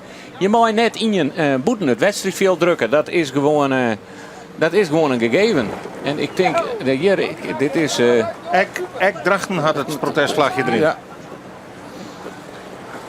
En ja, het weer in de Romrak niet. Ja, dat weer net in Kruisrak. Dus ja, dat lijkt me toch moeilijk voor Drachten om het te verkeerpen. Dan zou Drachten schuldig wezen doordat in de Zuidwesthoek geen ruimte joeg om binnen de baan te blijven. Maar dat zal de jury na behandeling van heel soort protesten, dan zal je het terugzetten, wel uitslag hoe je aan. Ik heb wat uit, Jan. En dat brengt ons vanzelfs weer even rond bij uw collega Roelof Lausma. Want ja, er moet even een schoorteman weer ombracht worden bij Grauw. Is dat intussen geslagen? Ja, hij zit weer aan boord. Dat is gelukkig slagen. En dat vertel ik je onder de geur van barbecue en bier en alle huddenbeats. Dit keer van al die mensen aan de kant, maar de flamingo's. Nou, hij zit weer aan boord. Ik weet net hoe lang we nog zielen. Maar ze zitten nou weer met de volslijne bemanning. Kiezen de onvalwan op de Lemmer. Het wie gezellig met hem. En het eventjes vrijhoorn is weer opdroegen. En kind nou weer vol aan de bak. Nou, is dat weer van elkaar? Fijke Jan Hoekstra weer in Sjeest bij Grauw. Zelf van de skipper wel even te jaren krijgen dat er in het vervolg aan boord blijven moet. Want ze had net zo op die aanstappers onder de wedstrijd. Nee. Nou ja, had hem misschien ik dat ik geen ruzie met de voorzitter had wel. Maar ja, ze hebben even lezen even wat stabieler daar in die midden. Hebben even wat meer rust. En het moment is, want je schrikt toch ik als skipper. Dus dan word je even geen oren reacties gelijk na zo'n incident. En had Roelof Lausma even oppas spelen. En dan krijgen we dus weer dit beeld wat we dus een beetje al een paar keer eerder voorbij komen zien hebben. Namelijk het scootje van de Lemmer. Wat de 10 weer opziekert. En daar krijgt voor het scootje wat als allerlaatste de maar nog op maat. Langwaar Delkrust. Langwaar dus tussen de Lemmer en Grauw terug. Die maat helemaal nog naar Boppeta om die slag te maken wilst. De Lemmer alweer de 10 ingeet. Ja, ben ik benijd hoe lang de wedstrijd nog trok. Want dit kost wel krachtje bij de bemanning. En ze zijn goed oorloeren. Want ziel, normaal dan is het een 2 uur. Maar bij zulke omstandigheden kan een commissie besluiten om wat jij te stoppen. Want op een gegeven moment ben ze wurg.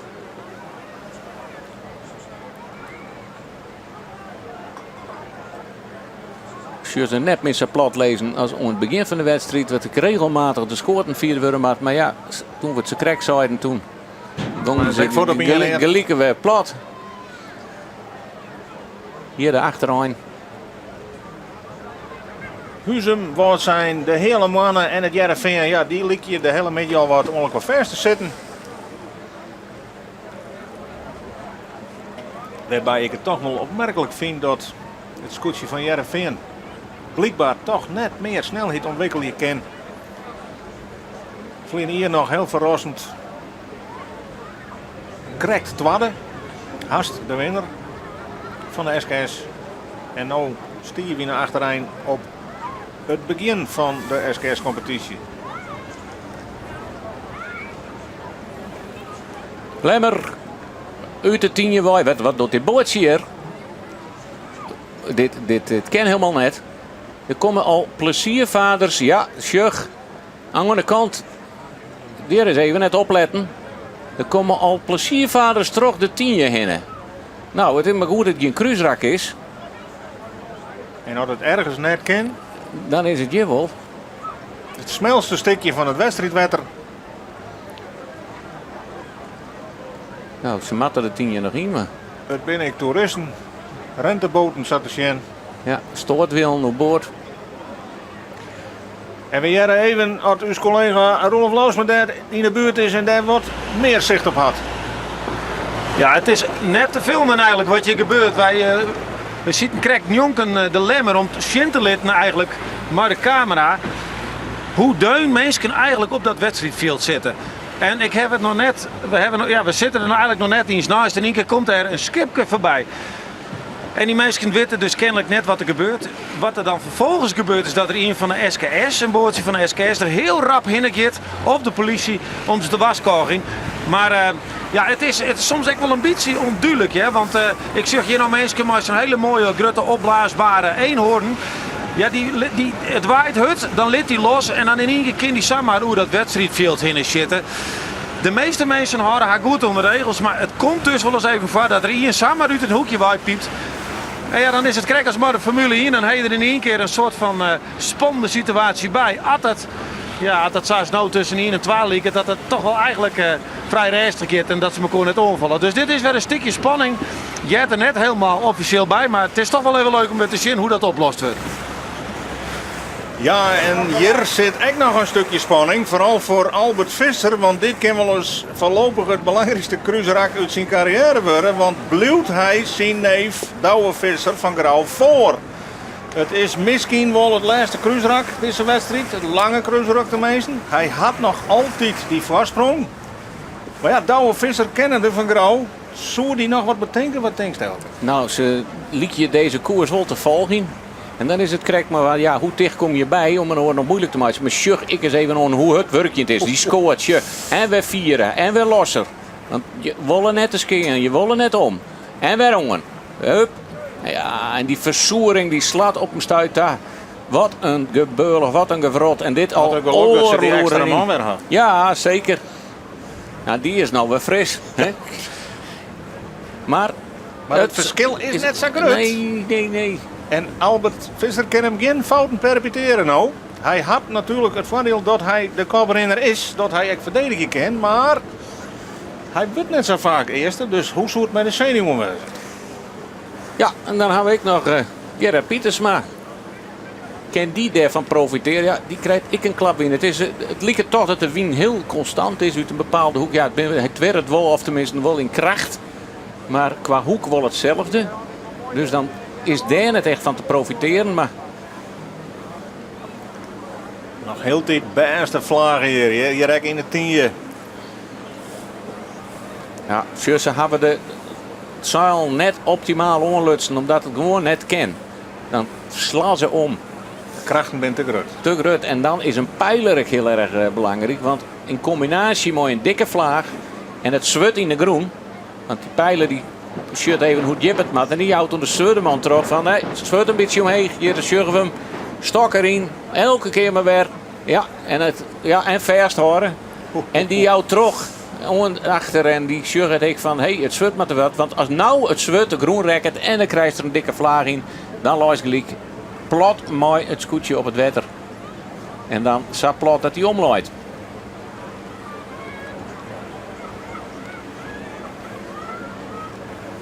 Ja, nu voor een situatie krijgt maar de Zuidwesthoek. Wij zien hem achter de BM'kes een soort pirouetje.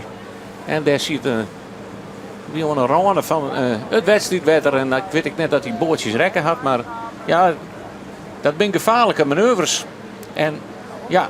Zo'n skip staat ik net in één keer stil. Nee, dat is net remje. Dat ben ik. Ja, zoals iets mooi gewoon als oorskip gewoon net uithellen. Dat had ik je nut. Maar ja, wij hebben net alles, jongen. Dus laten we nog geen te groot oordeel hebben. De Zuidwesthoeken dus in de rin van de wedstrijd uit die top 3 wijszakken en intussen op plak nummer 4. Maar wel mij een protestvlagge en die is tussen dit schip van Jeroen Pietersma. Ja, krijgt hem nou even wat minder, maar even vallen. En dat ben ik altijd linker situaties. Want lees je even wat stiller en dan maak je wat roer naar de kant. Wat afvallen en als je hem dan in een keer wel weer omkrijgt, die met volle laag. Ja, dat mag ik heel goed anticiperen. Want de gong in het skip horen. Dat is de veiligste manier om hier over het wetter te zien. Hoe dicht door het hij bij de boordjes te gaan. En de boordjes bedoelen we er wel mee.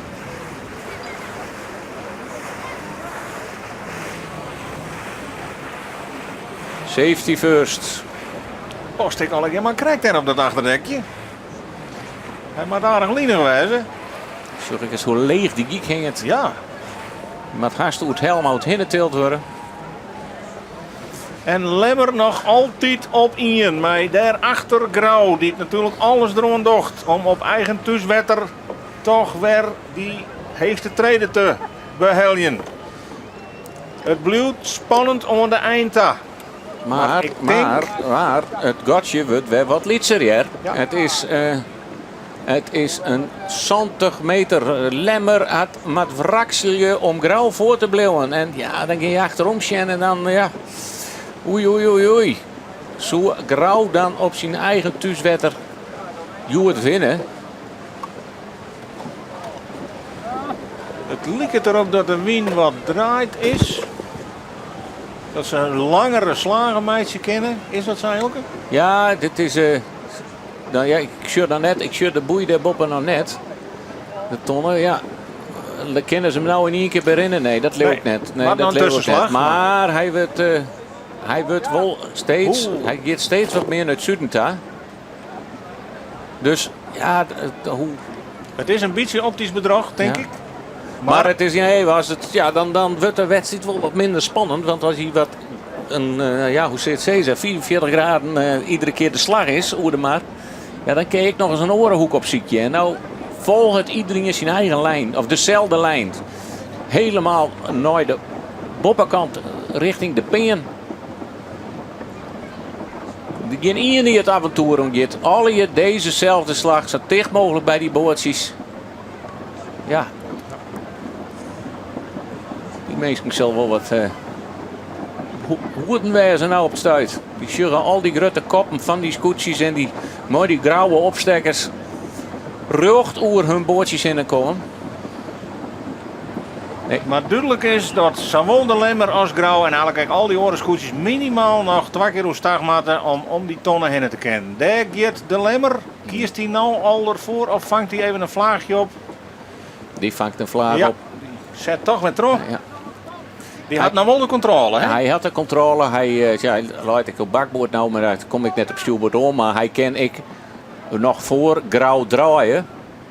En dan komt er ik weer op bakboord op die ton aan. Ja, het zal wel verdediging worden. Ja, Grauw krijgt weer een mooie poester. Ja, die dan even een tientje, even ietsje heger ken. Ja, dan wordt het weer spannender voor de Lemmer. Dan kun je ze meters pakken. Grauw kniept en kniept iedere keer een iets beetje heger dan de Lemmer. Het blijft spannend aan de eindta. Het Jurk is in het verschil in hechten, want het is daar Jenne Wout die volle leger zielt als Grauw.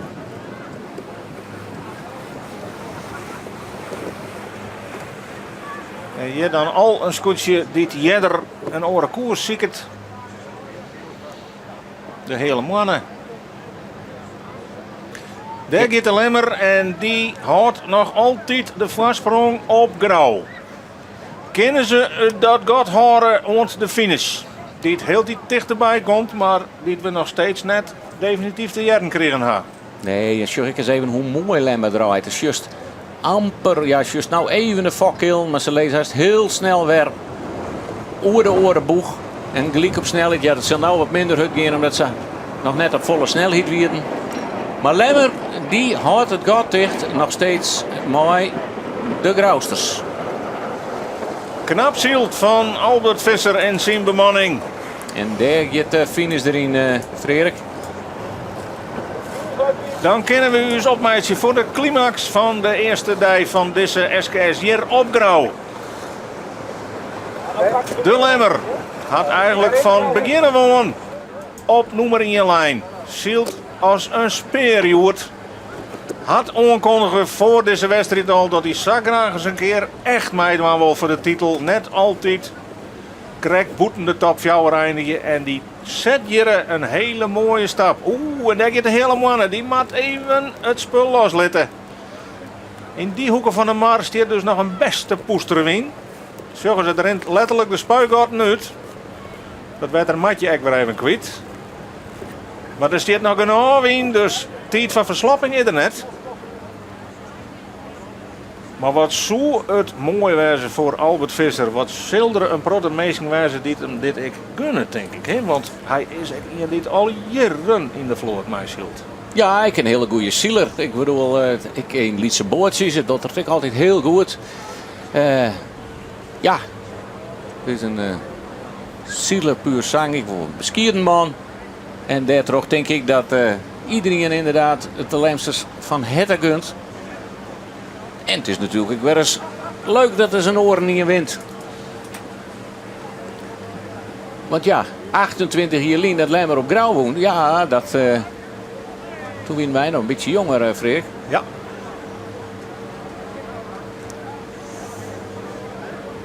Mooie beelden, skoemkopjes er nog steeds op. Ja, de wien is er nog volop. En dan kunnen we al vaststellen dat we natuurlijk een prachtig begin hebben van dit kampioenschap. Het 74ste kampioenschap in de skiernis van de SKS. Met prachtige zinnenschema de Leeuwen is... en lekkere poesters. Ja. Geen enkel tijd om te verslappen voor welke bemanning dan ook. Dit komt erop aan. Het is misschien maar goed dat ze morgen naar huis daar gaan.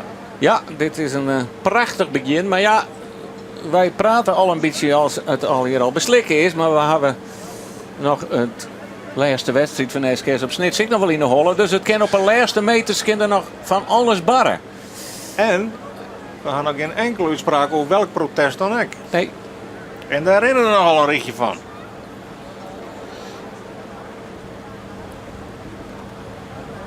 Ja, duels in de achterrij van de middenmoord. Daar kan misschien hier nog eens een lidsplakje wisselen worden. Heerenveen kruist nou in elk geval voor de hele Mannendel. En Huzum ook voor de hele mannen. Dus ja, het lijkt erop dat de hele mannen hier toch weer wat terrein verspielen had. Ljouwert nog altijd in die achterrij. Wils Drachten om de tonnen racket boppen in de Noersjouwer. En de Zuidwesthoeken onderwijs is. Nee, de gele pet van de bopperste tonnen.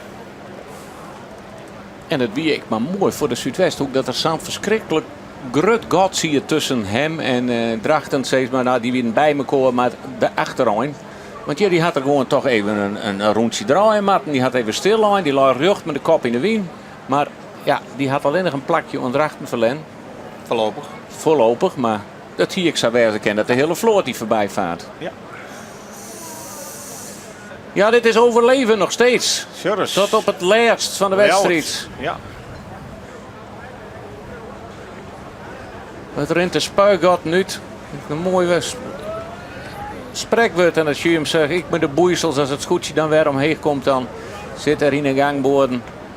Lietse rondjes weer het wetter dan weer van dekkel rijden kan. Dat zijn de spuigatten. Want anders blijft al dat wetter op dek staan en dan wil je nog zwidder en nog, ja. Nou, de scootjes ben je goed hemelen, dat kan ik niet meer vertellen. De gangboorden misschien.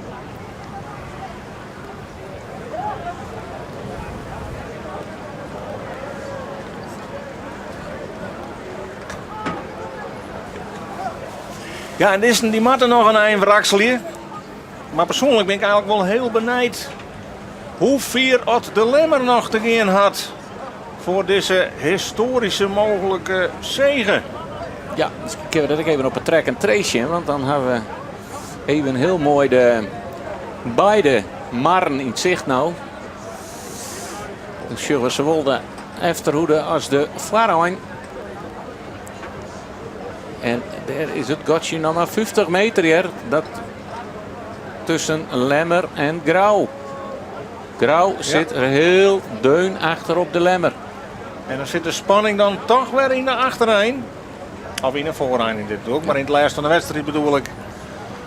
Want helpt Lemmer het vol of helpt Lemmer het net? Als je Douwe Visser achter je hebt, dan moet je altijd wachtwijzen, want die zit vol in zijn grapjes. En elk foutje was makkers met oorstraft. Ja, hier komen ze straks in beeld. Sjug eens even aan. Ja. Het is... het is natuurlijk de finish wat er inlijn. Het zaait natuurlijk nog net dat er finish moeten worden. Maar we gaan ervan uit. Want anders is het wat verwarrend voor de skippers.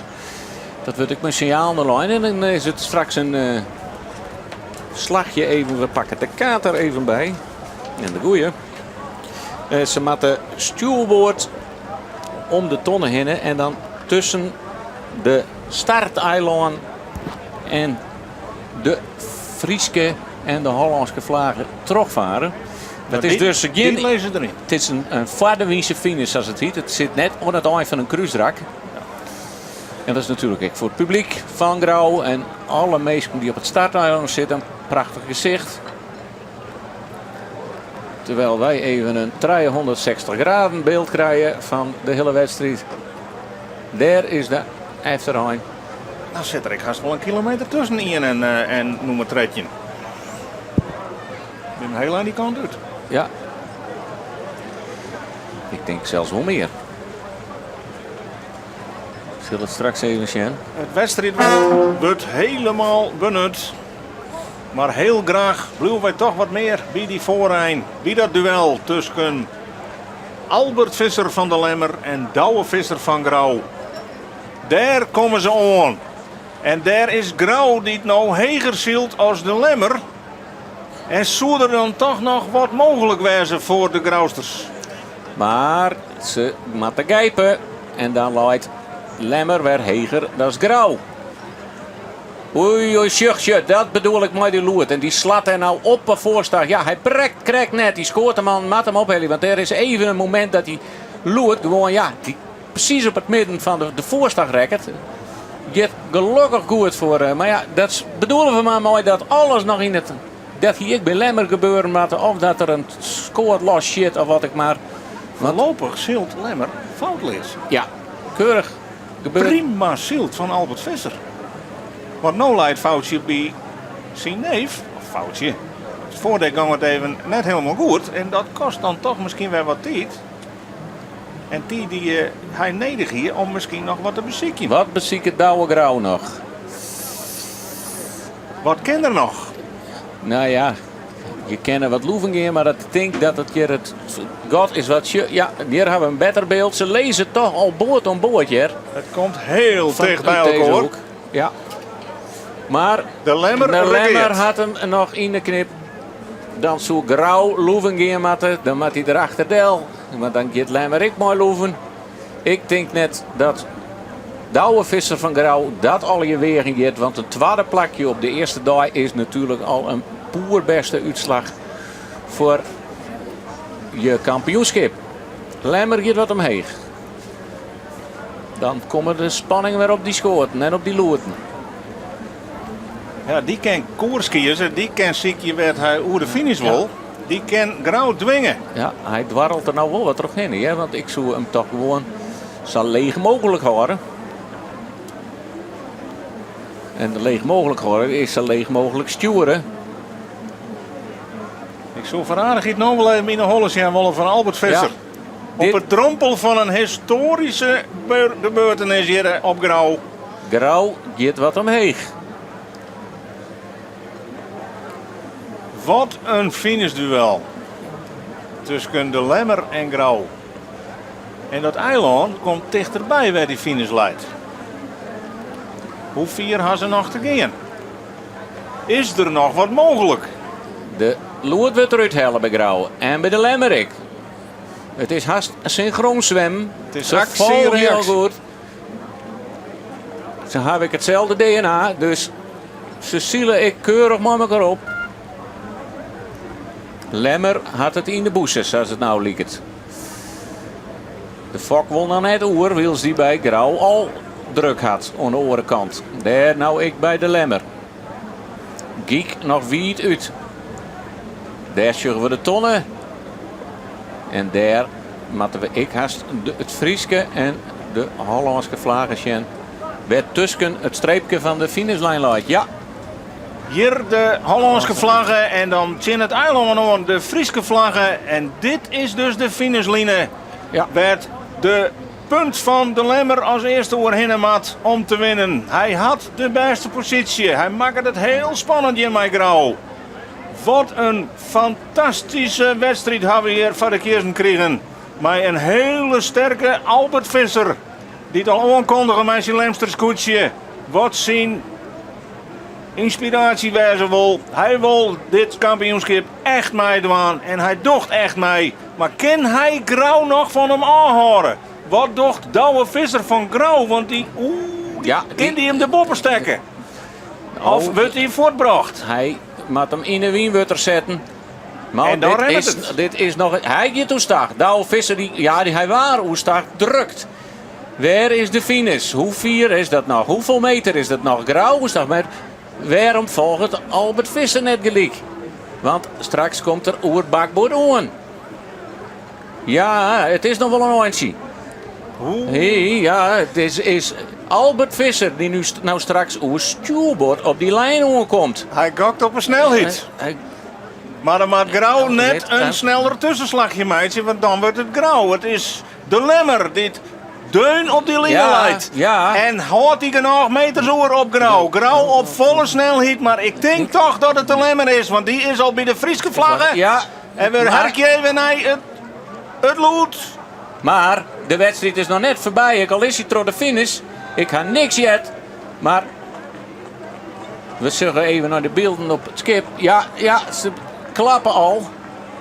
Of zielen ze nou nog? Ja, Wij gaan nou is Scott. Ja. De eerste oorwinning van de SKS 2019 die gaat naar het scootje van de Lemmer. Met Albert Visser.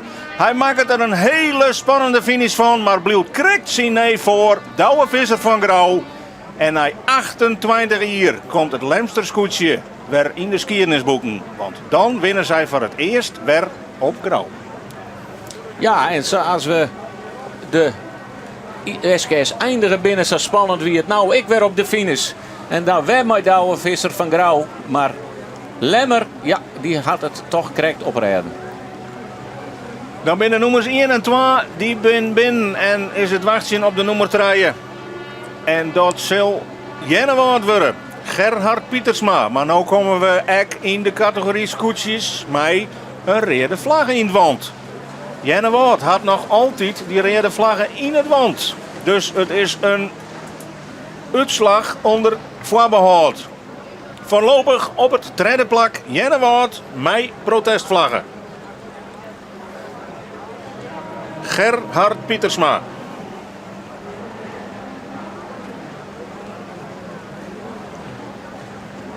Ja, en als dit zo blijft, zal echt deze bemanning blijven wezen.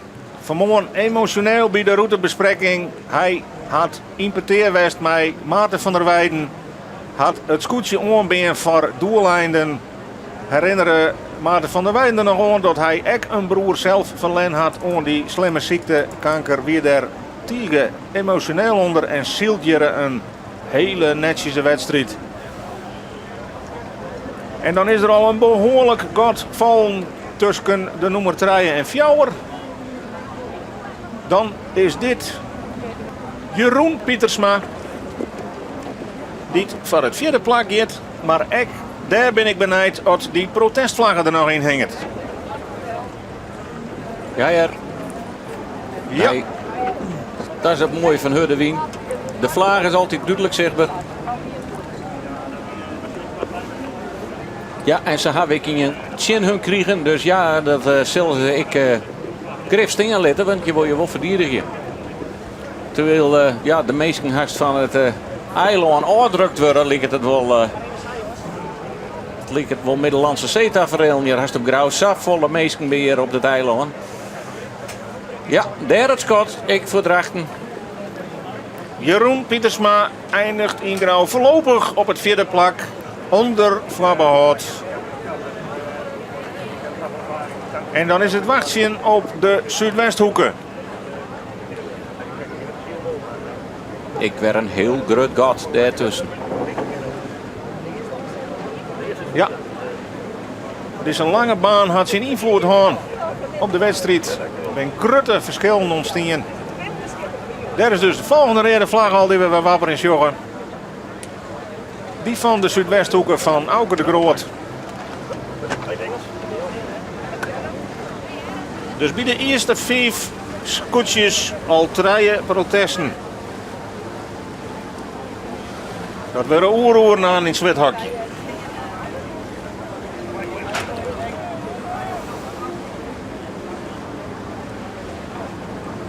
Ja, hier is het net meer spannend op een finish. Straks krijgen we nog een achterhoede gevecht. Die zitten nog heel dicht op elkaar. Daar kan nog wel wat gebeuren op de lijn.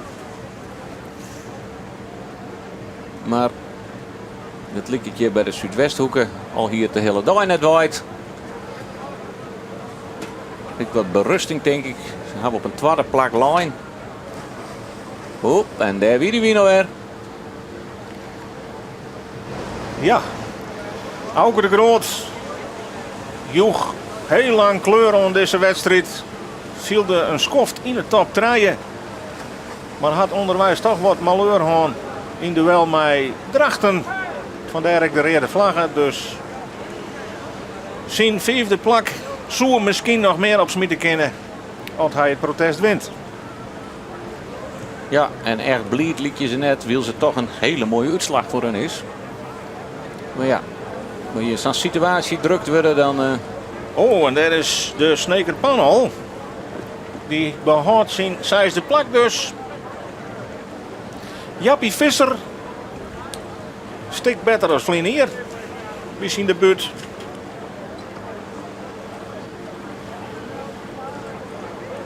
Toen eindigen ze als 11e. Maar nu dus naar een Krees 6e plak.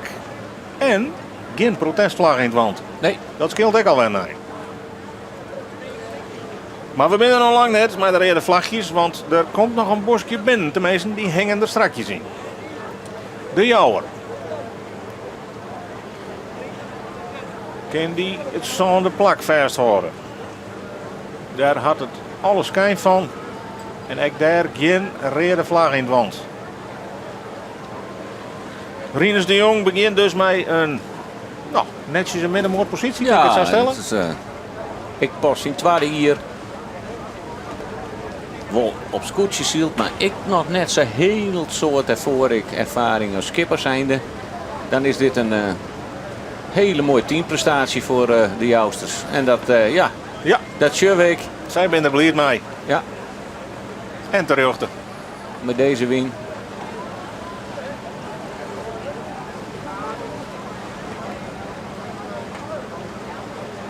Huzum. Ja, die hier ik als eerste in de pool. En die zielt wel keurig in de middenmoot. Maar qua minuten start wij. En dat is toch bepalend voor de hele wedstrijd.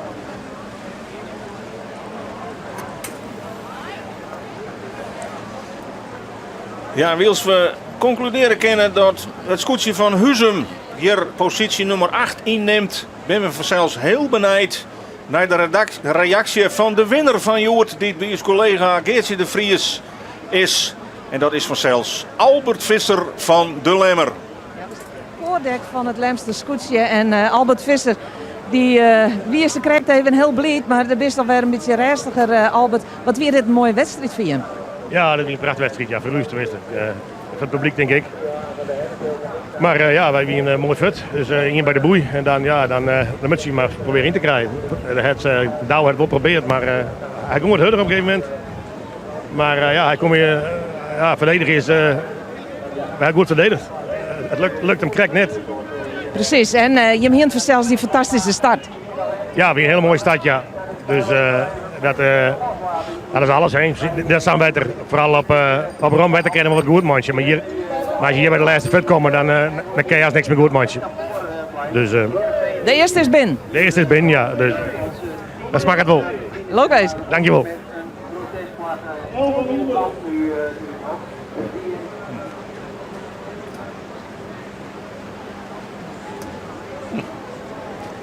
Het Heerenveen dan toch nog voor wat zijn in die slotfase naar een ziende plak. Wat zijn Olfde, de hele mannenkamp krijgt binnen op 9. En dan hebben we de meeste uitslagen in de achterrijn wel te pakken. Hier hebben we het scootje van Ljouwert. Dat eindigt op plak 12. Dan zal Langwar de Riegen sluiten optrekken. En kunnen we nog melden wat jou al wisten. Dat het scootje van Akkerum hier net meer meedocht. Die ben in het begin van de wedstrijd met skeer uit de wedstrijd rekken. Ik ben nog net dus beginnen. Ik dacht nog eerst voorlopige Max nog. totaaluitslag. Ja, Met in no elk Kenny. geval nog Kenny. 3 protestvlaggen. Nederlands. Langwar eindigt op tredje. Tolve wie de Lauwer. Ja, Langwar had ik nog een protestvlagge. Dat is in elk geval de 4e protestvlagge die ik zag het nog zien had, die er nog in zit. Ljouwert Tolve. Wat zijn 11e. Jereveen 10e. Op 9 de hele mannen. Op 8 Huzum. De Jouwer op Zoon. De Snekerpan op 6. 5e wordt de Zuidwesthoeken, mij protestvlaggen. 4e wordt Drachten, mij protestvlaggen. Ek, mij protestvlaggen. 3e, Jennewoud. Op 12e plak, na een spannende finish, is het Grauw, met Douwe Visser. Maar de grote winnaar, Joert, is Albert Visser met het Lemster scootje. En wat zal die een fantastische opening hebben van dit seizoen. Waar de ambitie is beter te presteren dan ooit. En dat maakt hij voortendaliks op de eerste dag meer als wier.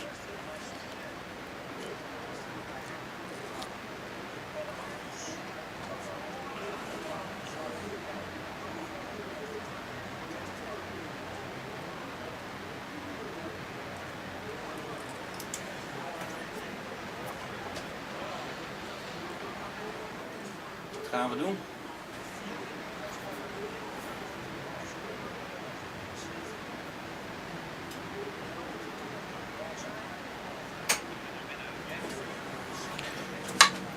Ja, dan hebben ze alle 13 over de streek.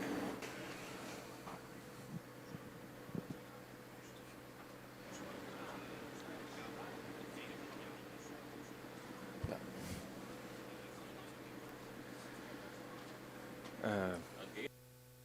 Komt dat interview nog? Met de winnaar? Want daar zitten wij op te wachten.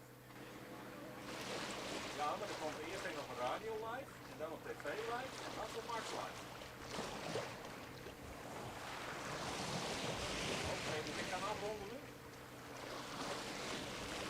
Dat brengt dus onder het eind van de eerste dag van de SKS Kampioenschap 2019, de 74ste editie. En wat voor een wedstrijd, Elke Dijkstra. Wat hebben wij Joert jongen? Ja, het weer overleven, het weer beulgen, het weer gevaarlijk. Voor zowel scootjes, bemanningen als publiek. Ja, alle ingrediënten zitten erin onder prachtige tropische omstandigheden.